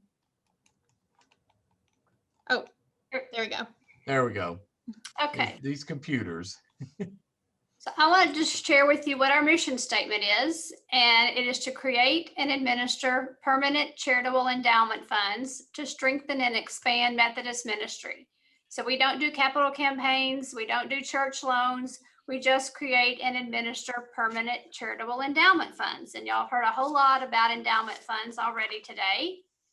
And so I want to tell you about a part of what all that means in our next slide. And so I created just a catchphrase, I guess. Is it frozen, Haley? Okay. Yeah. It's changing on one screen, but not on the one that you guys are seeing. So I'm not. Well, maybe the slides will catch up. Go ahead, Janet. You can just. So I created a 3-legged stool approach to kind of help us remember. We came up with a core value statement when we did our strategic plan a few years ago. So our 3-legged stool for the foundation is that at the top, if you can visualize a 3-legged stool, at the top where you would sit, that is our mission statement, which is that is where you have your core values and where you have our, where we have our mission, which is to create and administer endowment funds. So that's the base of our seat. That's where we have all our work since 1963. And then you have your 3 legs coming out. So our 3 legs are our 3 core values. And our values are generosity. There we go. Generosity, stewardship, and empower. And through the generosity of people and through the stewardship that we do to communicate, educate, and provide programs, we're going to empower the community of Methodist. We're going to empower the churches in the state of Arkansas, and we're going to empower individuals to make ministry stronger in the state. And so those are the 3 legs that make up that stool that keep the foundation at the core of all that we do that support ministry in the state of Arkansas. So that's our 3-legged stool for working with churches and individuals to create those endowment funds that make ministry possible for the church in the state. So you've heard us talk a lot about endowments, and you heard Laura mention endowments. So I just kind of want to go over again what the definition is of an endowment fund. It is a permanent gift where only the original gift is kept in the permanent fund forever, and it grows and it grows and it grows, but only that interest can be spent for whatever the fund was established for. It can be a designated gift, or it can be used for a discretionary fund, and it's used to enhance ministry. So families can set up an endowment fund, individuals, or it can be set up by a church. So we work with both of those entities, if you will, to help set up endowments. There's 3 ways to make a gift to an endowment fund, and that's not just with the foundation. This can be a kind of fundraising 101, if you will. So the University of Arkansas, any nonprofit that works with endowments, this is kind of what they do. So there's 3 different ways, and I'm going to cover the first 2 options, and then Clarence will pick up with the third. So the first way is outright gifts. And this is usually how you get your operating money in your church. People leave money in your collection plate each week, or maybe once a month, or maybe just at the end of the year. So stocks, cash, real estate, all these things here, those are outright gifts. And so people can make an outright gift to your endowment fund, just like they do when they give outright gifts to your operating budget. But another popular way, and the most common way that people do for an endowment giving, is through the testamentary gifts. And these are really a popular way, and a way that we really like you to kind of advertise giving to an endowment, because this is money that they actually put on paper. But as you know, with testamentary gifts, they don't actually happen until someone passes away. So it's a very simple type of giving where they actually just make a planned gift. they say, okay, it might be specific. I may say $50,000, or I want to tithe my estate, or whatever they want to put down. And it's a very specific type. Or it might be residual. It might say, okay, I'm going to give everything that's left over in my estate after I've given all this away to my family or maybe other charities. Then everything that's left is going to go to my church in this type of gift. Or it's contingent. If so-and-so passes away first, and then this person passes away, the contingent amount then goes to this cause or to my church. And then another type would be like through an IRA beneficiary gift. So these are different types of testamentary gifts.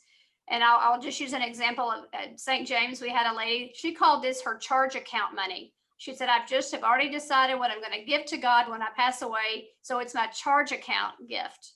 And I thought that was kind of a fun way to look at it, as opposed to calling it her testamentary gift. So I'm going to now turn it over to Clarence. So most folks are familiar, at least in a general sense, with outright gifts and testamentary gifts, but there's a third way to give that many people are not aware of, and this is a life income gift. We'll look at a couple of different types of life income gifts, and then we'll look at an example of one specifically. But all of these life income gifts have the same features. They have immediate tax benefits. In most instances, they will increase the income earned off of the money that is given. If you give appreciated securities, the capital gains required to be reported will be either delayed or avoided altogether. And then at the end of life, a gift is made to your church. So two types of life income gifts are charitable remainder trusts. And we have about 16 charitable remainder trusts at the foundation. These are usually larger gifts. And if someone comes to us wanting to make a life income gift of $100,000 or more, we would probably steer them to a charitable remainder trust. The other kind, and the simpler one that you see on the screen there, is a charitable gift annuity. We have about 65 charitable gift annuities at the foundation presently. So let's just look at this example of a charitable gift annuity. In this example, Mrs. Mary Wesley has made an irrevocable transfer to the foundation of $25,000. And she created this annuity with a cash transfer. Now, Mrs. Wesley is 70 years old. So we go to the annuity tables to see what her income is going to be for the remainder of her life. And at the time of her gift, a 70-year-old single person had a life expectancy that translates to a 5.1% annuity. So at 5.1%, Mrs. Wesley is going to earn $1,275 a year for the rest of her life. At the time of the transfer, she's going to get an income tax deduction for a charitable contribution of $10,004. Now, going back to her income, that $1,275 that she's going to earn every year, only $943 is going to be taxable. And then at the end of her life, whatever is left in the account will be given to the charity that she has chosen. And if you do it with the foundation, it's going to be a United Methodist church or institution. In this example, it's estimated that half of the original funds are left. It may be more than that. It may be less than that. After Mrs. Wesley transferred the money to us, we invested it. So hopefully our investments will be profitable, and the principal will be maintained so that the amount transferred at the end of her life will be maybe more than half of the original $25,000. I will say that this annuity is guaranteed for Mrs. Wesley's life. So in the unfortunate case that our investments were not successful, and let's choose an extreme example that our investments went to zero, we are still obligated to pay Mrs. Wesley $1,275 for her lifetime. So let me pause in case someone might have a question on one of these examples.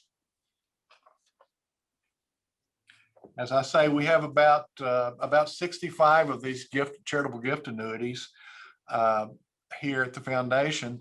If a person decided that they wanted to increase their charitable gift annuity at a later date, you cannot add to an existing gift annuity, but you can create a second one or a third one, or with one example here at the foundation, a sixth one. We have one individual that actually has 6 charitable gift annuities. So let's continue. We talked about these funds being invested. I think we skipped a slide perhaps, or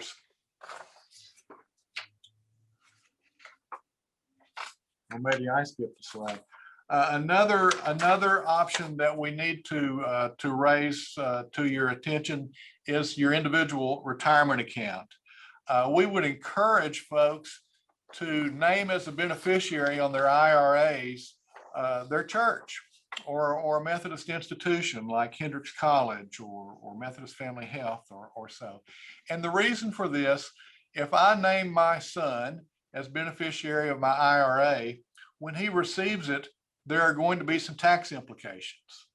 However, if I leave Highland Valley United Methodist Church, which happens to be my church, as the beneficiary of my IRA, that balance is going to transfer to them at 100% of its value with no tax implications.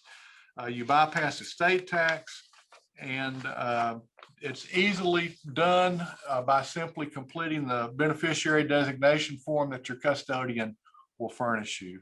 And you don't have to name 100% of your IRA beneficiary as the charity. You can just name a portion of it. But we really encourage folks to choose a charity as their IRA beneficiary. Okay, now let's continue. So we talked about the investment of funds earlier when we were talking about the charitable gift annuity. We have about 800 or 900 separate accounts here at the foundation, and over at this point in time, we have about $216 million under our investment management. And you can see how that total has increased between 2015 and 2020. Actually, we just completed our financial audit. We expect to get the report any day.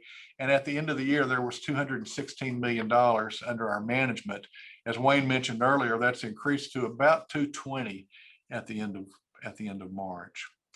So we have all this money under our management.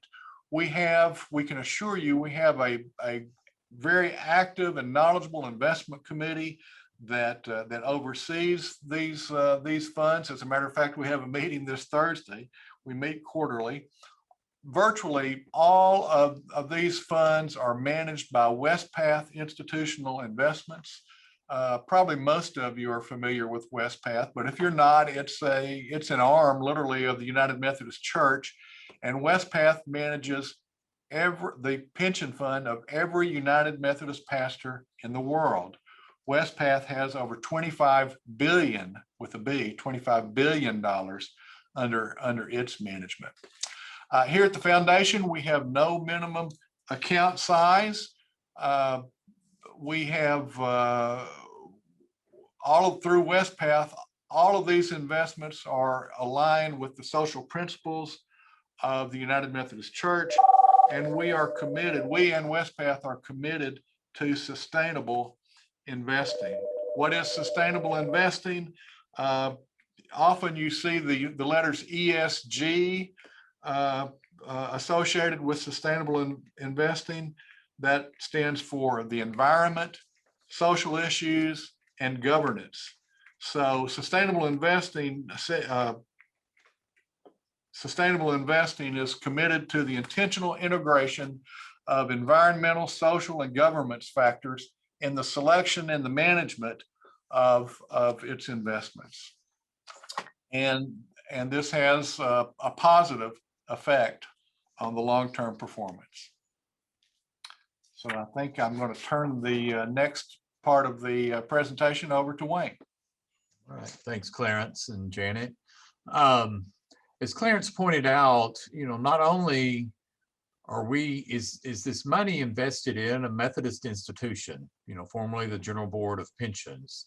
Here at the foundation, at Westpath, we are all kind of, at least when we're on working days, and I know many of us after hours and on the weekends, we're thinking about the Methodist Church and the ministries and what we can do better. And I think that's one of the benefits of having Westpath, in addition to the consistency with the social principles. And on top of all that, we feel like we've got very competitive rates with your local bank or your other investment. But the thing that really, I think, separates the Methodist Foundation from any financial institution that's in your local community, the big ones, the smaller ones, is our ability to do grants. So in the history of the foundation, not only have people given money that benefits their local churches or our great institutions in the state, some have given money for the foundation to do ministries at the discretion of the board and the foundation. As you can see, we are able to give, in addition to the money that's going back to the churches, we have discretion over a sizable amount of money that allows our grant committee and our board to give. You will see in 2020, we gave almost $1.7 million. That's the breakdown of the different major categories. We gave probably double the number of grants we normally would give, and the increase was a little more than normal because of COVID. But we are very blessed for that. And these are some of your examples of the way the major categories in which we've given. We certainly believe in leadership training for lay and clergy. It's helping with social issues with the 200,000 reasons. And you can see, and then scholarships. But that's just some of the, I think we gave out almost 90 different grants. Last slide, I think, really is just the folks who are here trying to take care of your money responsibly, trying to do exactly what you want us to do, trying to provide leadership and those working with those grant opportunities. So I think, Haley, you can stop that. We'll go back to everybody, and I'll see if there are any questions for Janet, Clarence, or me before we move on to the last panel group. Any questions for any of us? I do have a question, Wayne, Okay. and I'm not sure who, and if it's something that you guys will do anyway, but my wife and I just found out this last Sunday that we are going to be grandparents for the first time. Oh, congratulations.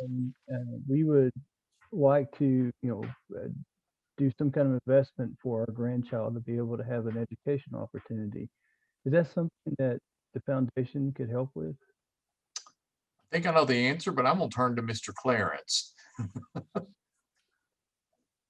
Well, we do not provide individual investment opportunities for folks. We have scholarship programs, but they are not directed to specific individuals. So, Wayne, is that the answer you were expecting? That was the answer I was going to give, unfortunately. Yeah, that was it. I wish we had those kind of opportunities, Troy, because I'm a firm believer in that as well. So congratulations. And I bet Clarence or I could point you in some directions of places and people who could help you do that. Other questions? Okay. Well, let's move on to our last session, the practical help. Again, we'll do it just like we did that first panel group. I'm going to introduce the 4 panelists, ask each of them to respond to about 7 minutes. And then at the end of all 4 of those, we will have questions for the entire panelists, or you can direct those to a specific panelist. But in this order, we're going to hear from Bev Valines. She's a member of Pulaski Heights United Methodist Church. Reverend Ben Chrisman, who is at First United Methodist Church in Benton. Bob Birch, who's a member at Lakewood United Methodist Church in Little Rock. Sorry, North Little Rock, Bob.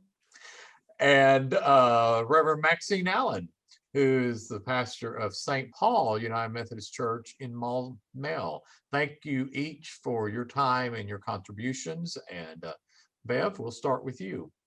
Thank you.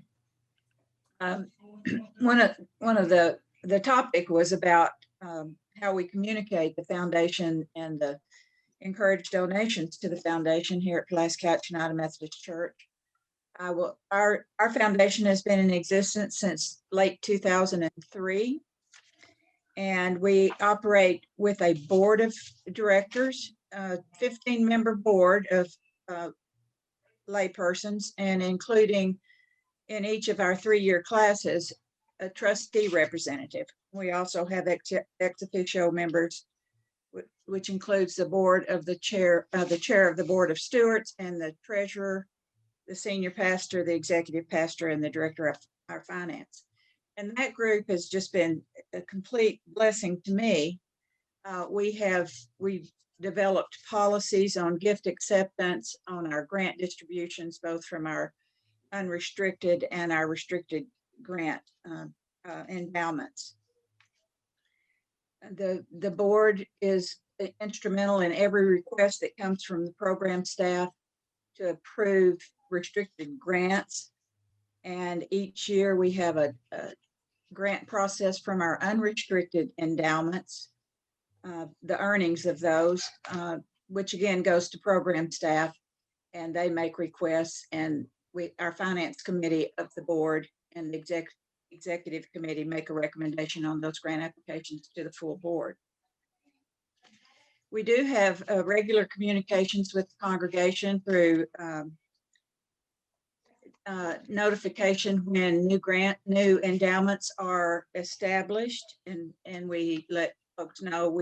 I haven't been using the dollar amount of the grants established. However, the purpose of the grant of the endowment is advised to the congregation. We also have an annual report, and I guess I should just confess that 2020 was a little bit weird. And our 2019 and 2020 report will be a combined report. We do make known to the congregation through our social media publications and our monthly newsletter various items of interest to the church. One of those is the amount of distributed funds, both from our restricted and unrestricted endowments, on at least an annual basis, and very often other times during the year. We established back in 2005 what we call our birthday club. No, I'm sorry, our Willing Friends Society. We also have a birthday club, which is not quite that old, but our Willing Friends Society is made up of 250 plus members, active members of the church, and over 70 members who have gone to the church triumphant, and they have made a commitment for a legacy gift to the church upon their death. And that's a wonderful gift. We do have endowments that are living endowments, but estate gifts will then support those as well. We do have a biannual celebration for our Willing Friends. We decided a couple of years ago, instead of a Willing Friends luncheon every year and one of our other special events every year, to alternate years. So we have a Willing Friends Society event coming up in 2021. Our other event that some of you have attended with us is called You Go Girl, and it's a celebration of women who participate in the philanthropy and social justice within their families and within the church. We have several scholarship opportunities that we present to the congregation on Senior Sunday. One is a music and arts scholarship, and that is a continuing scholarship for the young persons coming out of high school and is renewable through their 4 years of college. We are beginning to consider similar scholarship out of the same fund for graduate students. We have one young man who's going to be working on his PhD in music theory coming up, and so we're taking a look at that. We also have other scholarship opportunities within the church. Those are presented in the service and again through our print media. One of the interesting things too is that I serve on the staff as the director administered senior adults. So I have a lot of opportunity to spend time with our seniors and helping develop their memorial funeral pre-planning documents. And I just have to say, I encourage, I do sort of solicit gifts to the foundation. First to the church, but if there is a suggestion by the family that they would like to do something a little bit more permanent in terms of recognizing their family member, then we certainly discuss how to create an endowment with the foundation. A couple of years ago, one of my primary goals was to discuss with our middle and senior adult Sunday school classes the value, and as Laura presented earlier, the value of planning ahead so that your family receives that gift from you upon your death. And I call it getting your stuff together and telling somebody where you put it. And that has given me an opportunity to discuss the foundation with our middle and senior adult classes, and that's been very well received. I'm hoping when we get back to in-person Sunday school to ratchet that down to that 40s and 50s age group, which I'm finding are extremely interested in being sure they're prepared to take care of their families. Okay, great. Thanks. Thank you very, very much, Bill. Ben.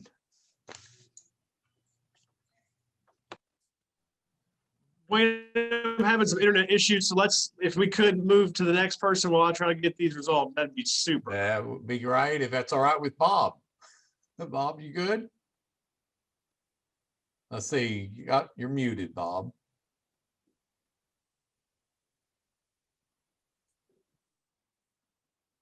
I'm still showing you're muted.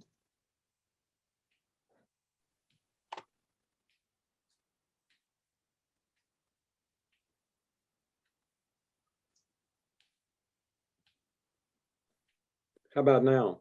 There we go. There we go. I know we are all ready to get back to in person. We can't wait to have y'all in our building again. So thanks, Bob. Go ahead.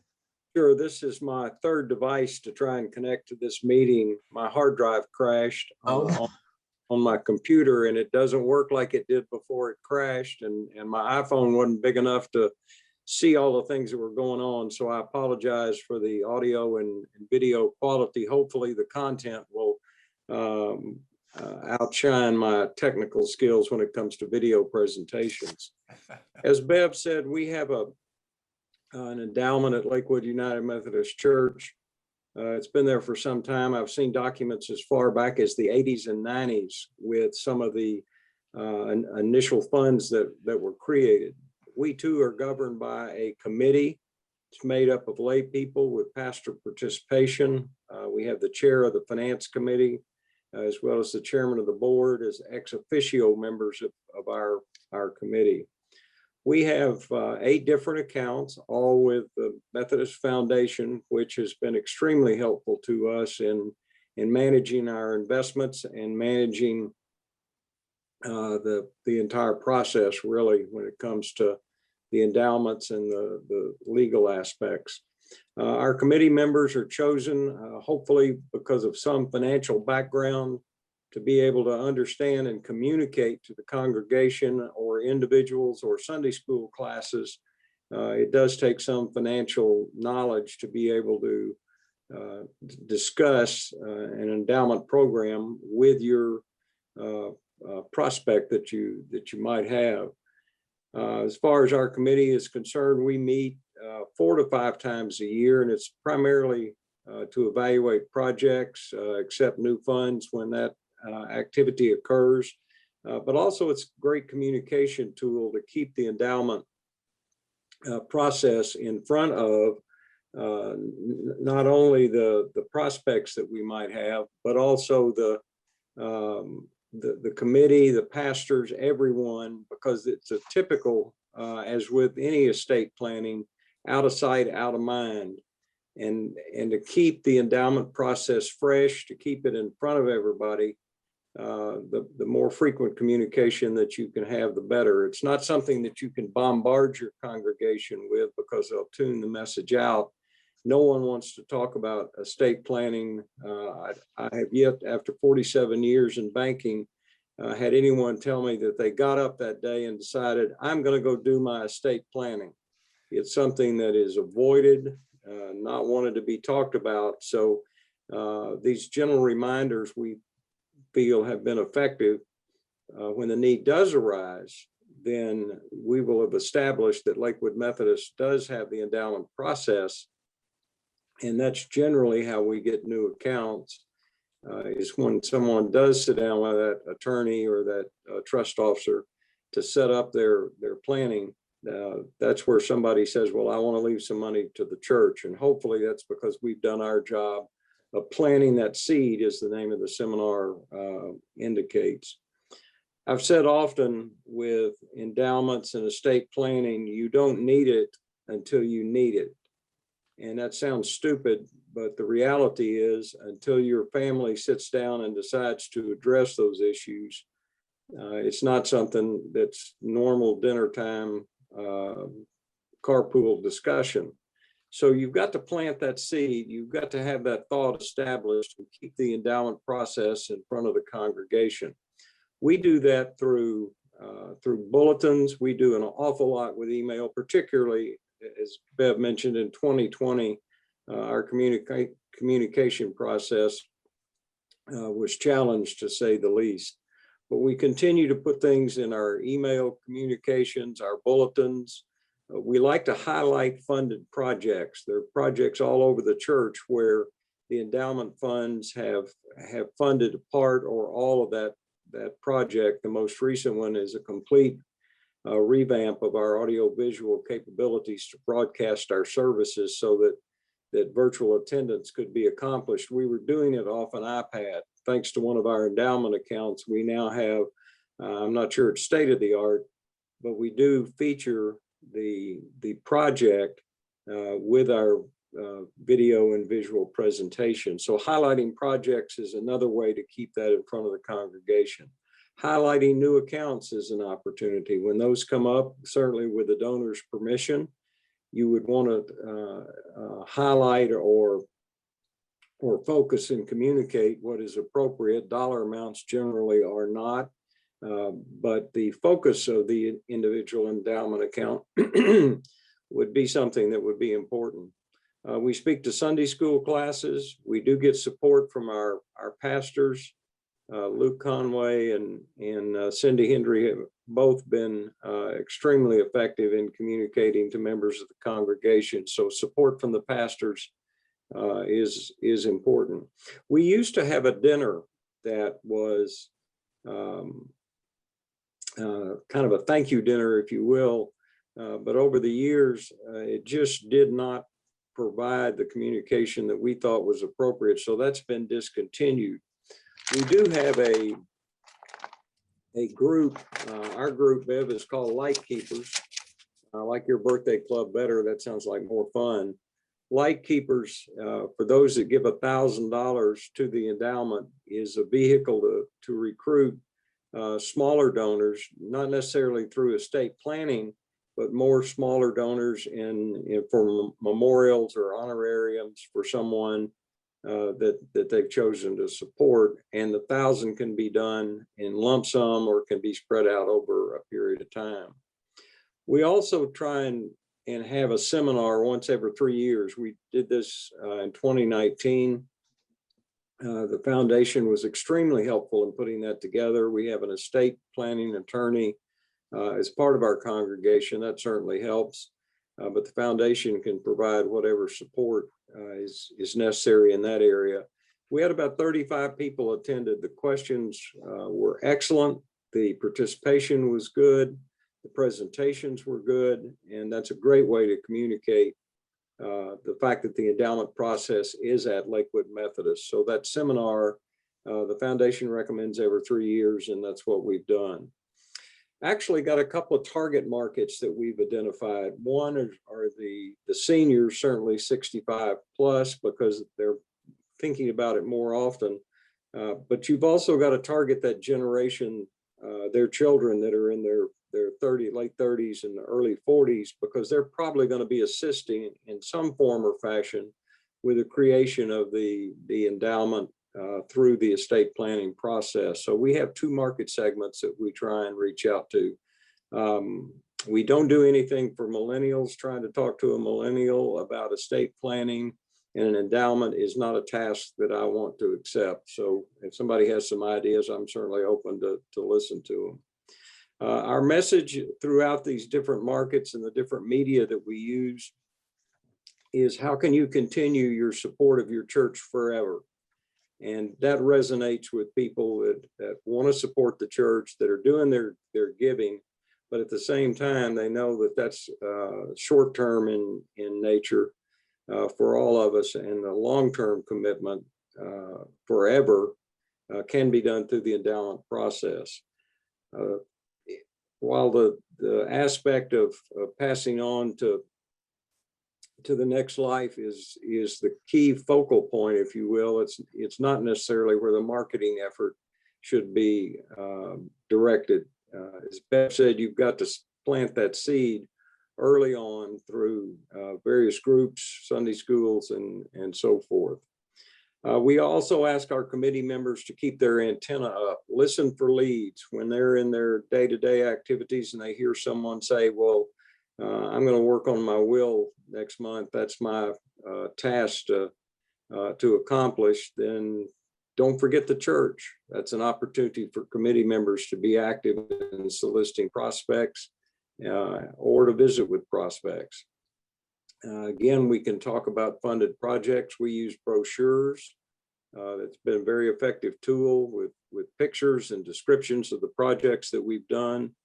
One thing that I would highlight, people sometimes get confused with the endowment process, the endowment committee, that we're fundraisers. I really don't think that's the case. This is not about, I need a check for $1,000 for whatever. This is about helping your church forever. And that's a little bit different concept than fundraising. So it's a little softer approach. It's a little more subtle approach. And we find that works better for us. One of the challenges in our creation document was to educate church members. And that's all of the things that we try and do with the custom materials. We do run into problems occasionally, and one of the problems that we have is some of these funds have been set up so restricted that it's almost impossible to qualify for that restricted use. So we've worked with donors' families, we worked with the foundation to try and make the document maybe a little bit more flexible in order to accomplish and fund some of these projects that are needed. I think that kind of summarizes where Lakewood is, and we'll be ready for questions. Very good. Thanks, Bob. Let's see if Ben, you good to go, or we need to move on? Save you. I think so. I think I'm better now. Okay. All right. And then we'll have Hi, y'all. Reverend follow you.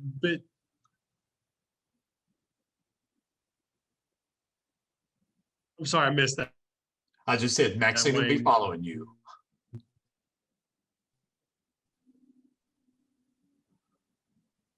All right, Maxine, you may need to be on standby.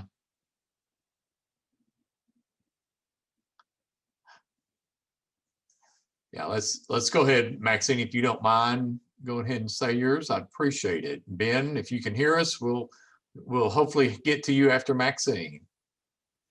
Well, I'm like Bob. Can you hear me? Yes. I'm like Bob. This is my third device as well, attempting to do this today. There must be something in the air. So first I want to thank you all for inviting me to share, because unlike most of the folks that have already shared, I come from small churches, and small churches often have fear about investments. Many of them are kind of paycheck to paycheck churches. Once they pay the bills, whatever's left over, they kind of hide it, particularly from the pastor. Sometimes the pastor doesn't even know what they have, because they are the generation, the builder generation by and large, who built the churches and who know what hard times are about. And so they don't want to, they want to be able to see their money. They don't know about this investment thing because nobody ever taught them about investments. And so what has to happen is there have to be advocates with small churches, MFA advocates that say to them, okay, did you realize that in a checking account, you're not earning anything, but if you put it over here with MFA, Methodist Foundation of Arkansas, you can not only grow money for our church, but you can help students with dollars for scholars. You can help the food ministries throughout the conference. You can also help seminary students get an education.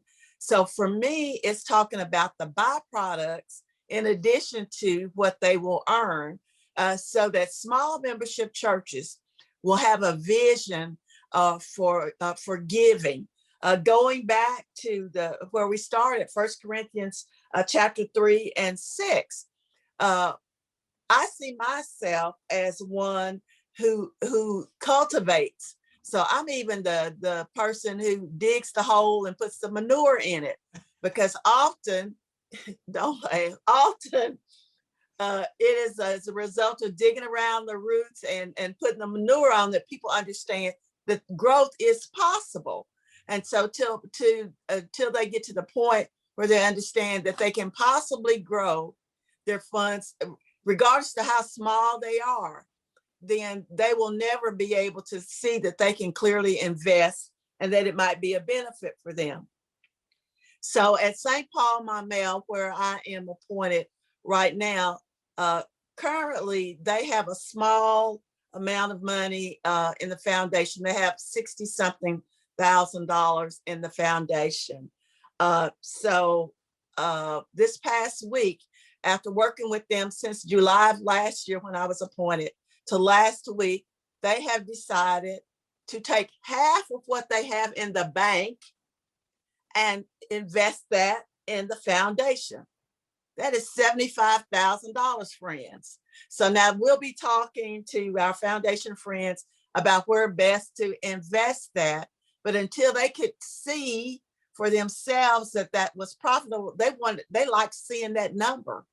Frankly, they like getting the bank statement and seeing that number, not understanding that they could grow the kingdom of God, not only at St. Paul, but throughout the annual conference with children and youth and young people, and that provide food for folks. And so as an MFA advocate, I think that that's my role as a pastor. That's the role of many of us who don't come from big churches that have massive endowments that are managed by somebody else.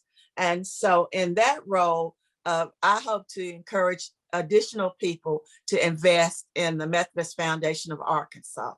So with that, I'm through. Maxine, thank you, but thank you. And those numbers are no small potatoes. So that is great. And we can send out a statement every month that can be like their bank statement. So whatever makes them happy. All right, Ben, third time. Let's see if it's the charm or you're going to strike out. I think I'm up for it this time. Sounds like it. Perfect. So my name is Reverend Ben Chrisman. I'm the senior pastor currently at Benton First United Methodist Church and soon to be at St. James United Methodist Church. We have had some significant growth in our endowed funds ministry at Benton First over the last few years that I really think is going to strategically strengthen the church for the long haul. Benton First is a historical United Methodist Church, been on that same piece of ground in Saline County since 1856. And so I remind that congregation all the time that they've been there making disciples of Jesus Christ since before the Civil War. And so their history is long and their future is great. And so endowed funds help us to do that. One of the great things that we've done to help encourage new funds and new gifts to our existing funds is to spend money and then to tell the story. To specifically around new ministries, new things that people can see. We wouldn't have been able to do this if it weren't for our endowed funds ministry. Something that we began a few years ago until it was halted by the pandemic was a partnership with a shoe program that helped us to put shoes on the feet of children in need in the Benton School District. And so for 3 years in a row, we put brand new pairs of shoes on 400 children's feet every year right at the start of school. For those families who are in need, shoes are expensive. And so the ability to put new brand name shoes on kids' feet was wonderful. And it included the congregation, and then it provided us the opportunity to tell the story of how children's lives were different, of how we were able to make an impact, not only by putting shoes on their feet, but we were given the opportunity to wash the children's feet, to tell them the story of Jesus, and to introduce to them this act of true love. And all of this is paid for by our endowed funds ministry.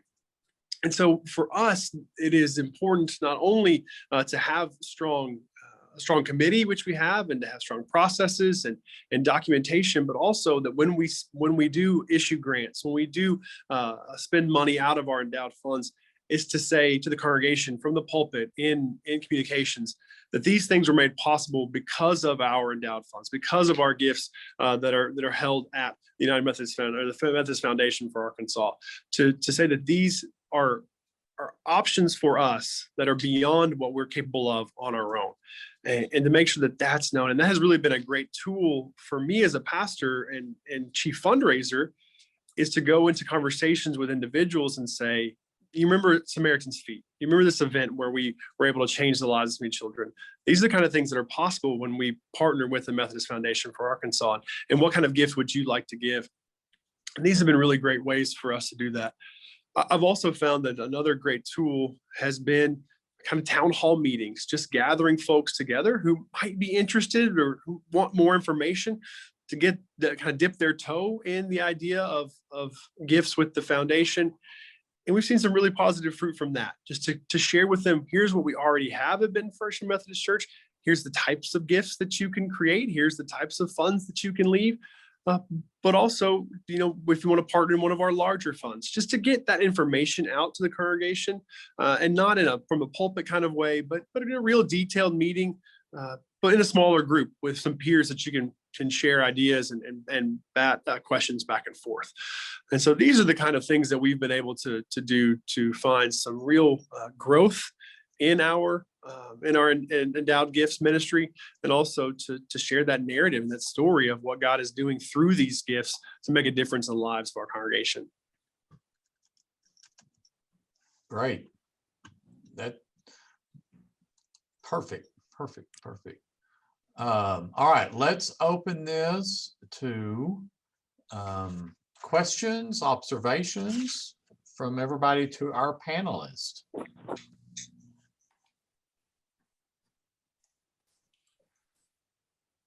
If I could direct this to Bev Valines, perhaps. Bev, I think your foundation has a general endowment, but it also has quite a few named endowments. What is your requirement for me to open the John Doe endowment with my name on it? Our threshold for a named endowment is $10,000, and that can be received from the family over a 3-year period. We have quite a few that are unrestricted named endowments, in addition to the general endowment that you mentioned, Clarence. And we have quite a number of them that are restricted to a specific program ministry. I guess I'd say many of our named endowments are funded fairly immediately, either through memorials or gifts from, and or gifts from families. Thank you. Mhm.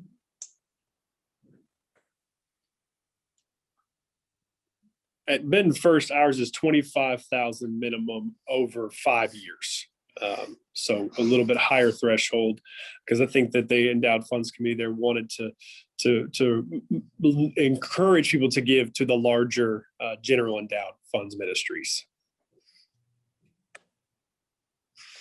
Jumping in on that one, ours is 25,000 as well. Work with the donors to how they might set it up. We have the general as well as several restricted. So sounds like pretty consistent. Maxine, may I ask you a question? Sure. Sure. Yeah. I've heard the other three talking about $25,000 minimum, but you have a small church. Do you have a minimum? Well, we don't have individualized endowments at this point. So if you want to give me $2.50, I'll drive by your house and pick it up. Okay, for the MFA, anybody on the MFA, is there a amount to open up an MFA account like that for a church to send in? Clarence or Janet, respond to that one.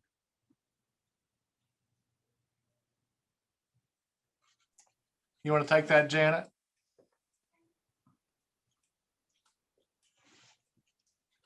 We don't have a minimum account balance to start it for endowments. You know, we would like to say 25,000, but we don't really have a definite minimum. We have some churches that will open an account and just do the paperwork and not have any dollar amount in it at the beginning.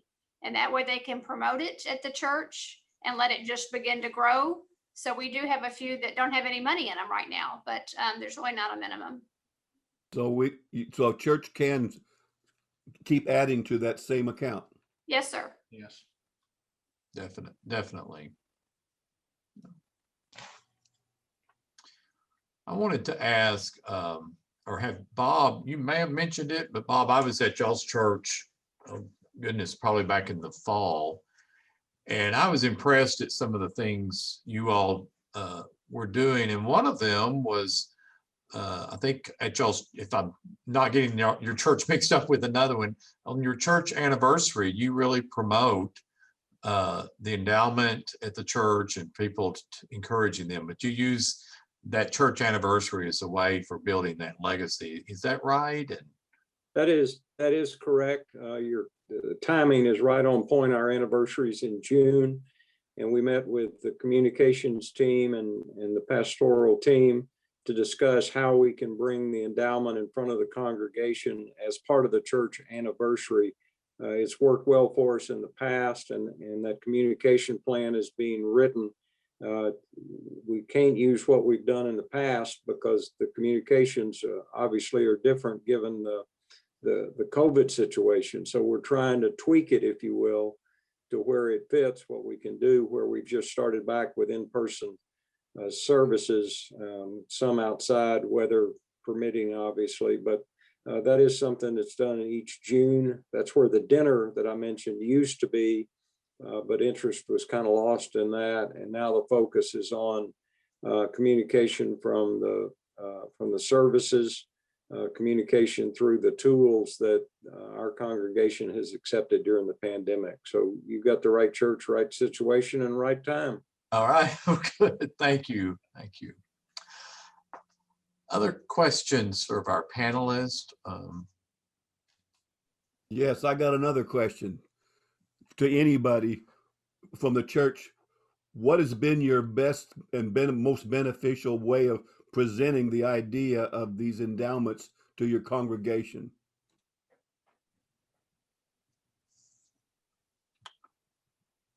That's open to anybody who's got a good success story. Ben, you're muted. I'll take a stab at it. we don't have any one preferred method, because it's so difficult to reach people when they do think about endowments, that it takes a concerted effort across all ways. The best, once we get a prospect, is a one-on-one, two-on-one meeting with the pastor. Sometimes you could involve the foundation if they want to talk about structure and some of the legal aspects, the investment aspects. But I don't know that we have one way that has proven to be successful every time out. It takes a multitude of communication efforts to get through the Sunday schools, to get to your committee and get them active and involved. You've got to keep the pastors, their antenna up when they hear situations that estate planning comes into play. And then your general communications to the church. And like was mentioned for Benton, when we do have a project that has an element of success to it, that lends itself to promotion, then we want to get in front of the congregation through every method possible and let them know what a foundation managed endowment account has been able to contribute to the daily life of the church and the conveyance of our mission and what we're trying to do in the community. So I would not put my finger on one individual thing that has worked extremely well. It's taken a multitude of communication efforts. Okay, thanks. I would add that a strong committee of lay folks from across the spectrum of church membership, so new members, old members, folks of all ages and all backgrounds, has also been really helpful for them to share with their small groups and for them to share in their Sunday school classes and to keep that this is a wonderful ministry of our church. It's not just kind of the high profile things all the time, the missions and the children and the youth, but to really have a broad spectrum on a committee who's are also willing to be sharers and to tell the story and to remind folks in their own interconnected groups about how important this ministry is. It's not just coming from the big church communications or just the pulpit or the senior pastor's office, but that it's the work of the people, and that those lay members on that committee are willing to not only make decisions in committee meetings, but to share the good news of what endowed gifts can do for the congregation. That's also been really, really beneficial for us at Benton First. Great. I also want to say from the perspective of a real small membership church, just getting the finance committee and the trustee committee talking about what the discipline says about gifts. And so there are lots of that's why I said there's a lot of manure and hole digging, because there's a real misconception in some cases about how funds are to be distributed, who is responsible, how that works, so from a small membership church perspective, there has to be, I did a sermon series on stewardship and not necessarily, about money. So it depends on the context, what you have to do. So in large membership churches where there's already established endowment, then you've got lay people working in that. But in a small membership church where people are saying, what's an endowment? How much money do we have? How did it get over there? Who's responsible for it? Can I get some of it? There's just a lot of weed pulling you got to do. That's exactly right, Maxine. And I find that when people hear about the value of our foundation assets, they just want the money. And if the church has a special need or just a financial hiccup from time to time, we'll let the foundation, they've got plenty of money, just take care of that. And so the education about what it means to actually have an endowment and the fact that it cannot be used for just willy-nilly, I don't mean that in a bad way, but to bail out the church. We call our grant distributions under the umbrella called Ministry Now. And so it does give us an opportunity to highlight specific programs that the staff needs funds from the foundation and endowments, earnings from the endowments to cover. One of the things too that to get your church involved, and Wayne can speak to this more, is to simply invite the foundation to come to speak to your church, either through your worship or through a special day, maybe a workshop or whatever you want to plan. But I think that the face of the endowment is very good, and we need more people to see the relationships that we have. Thanks, Troy. Well, other comments or questions in general for any of our panelists, for Janet or Clarence, before I close this out with some just closing remarks? Anybody have anything else? The new grandfather might check out arkansas529.org. That program is extremely beneficial, particularly with grandchildren.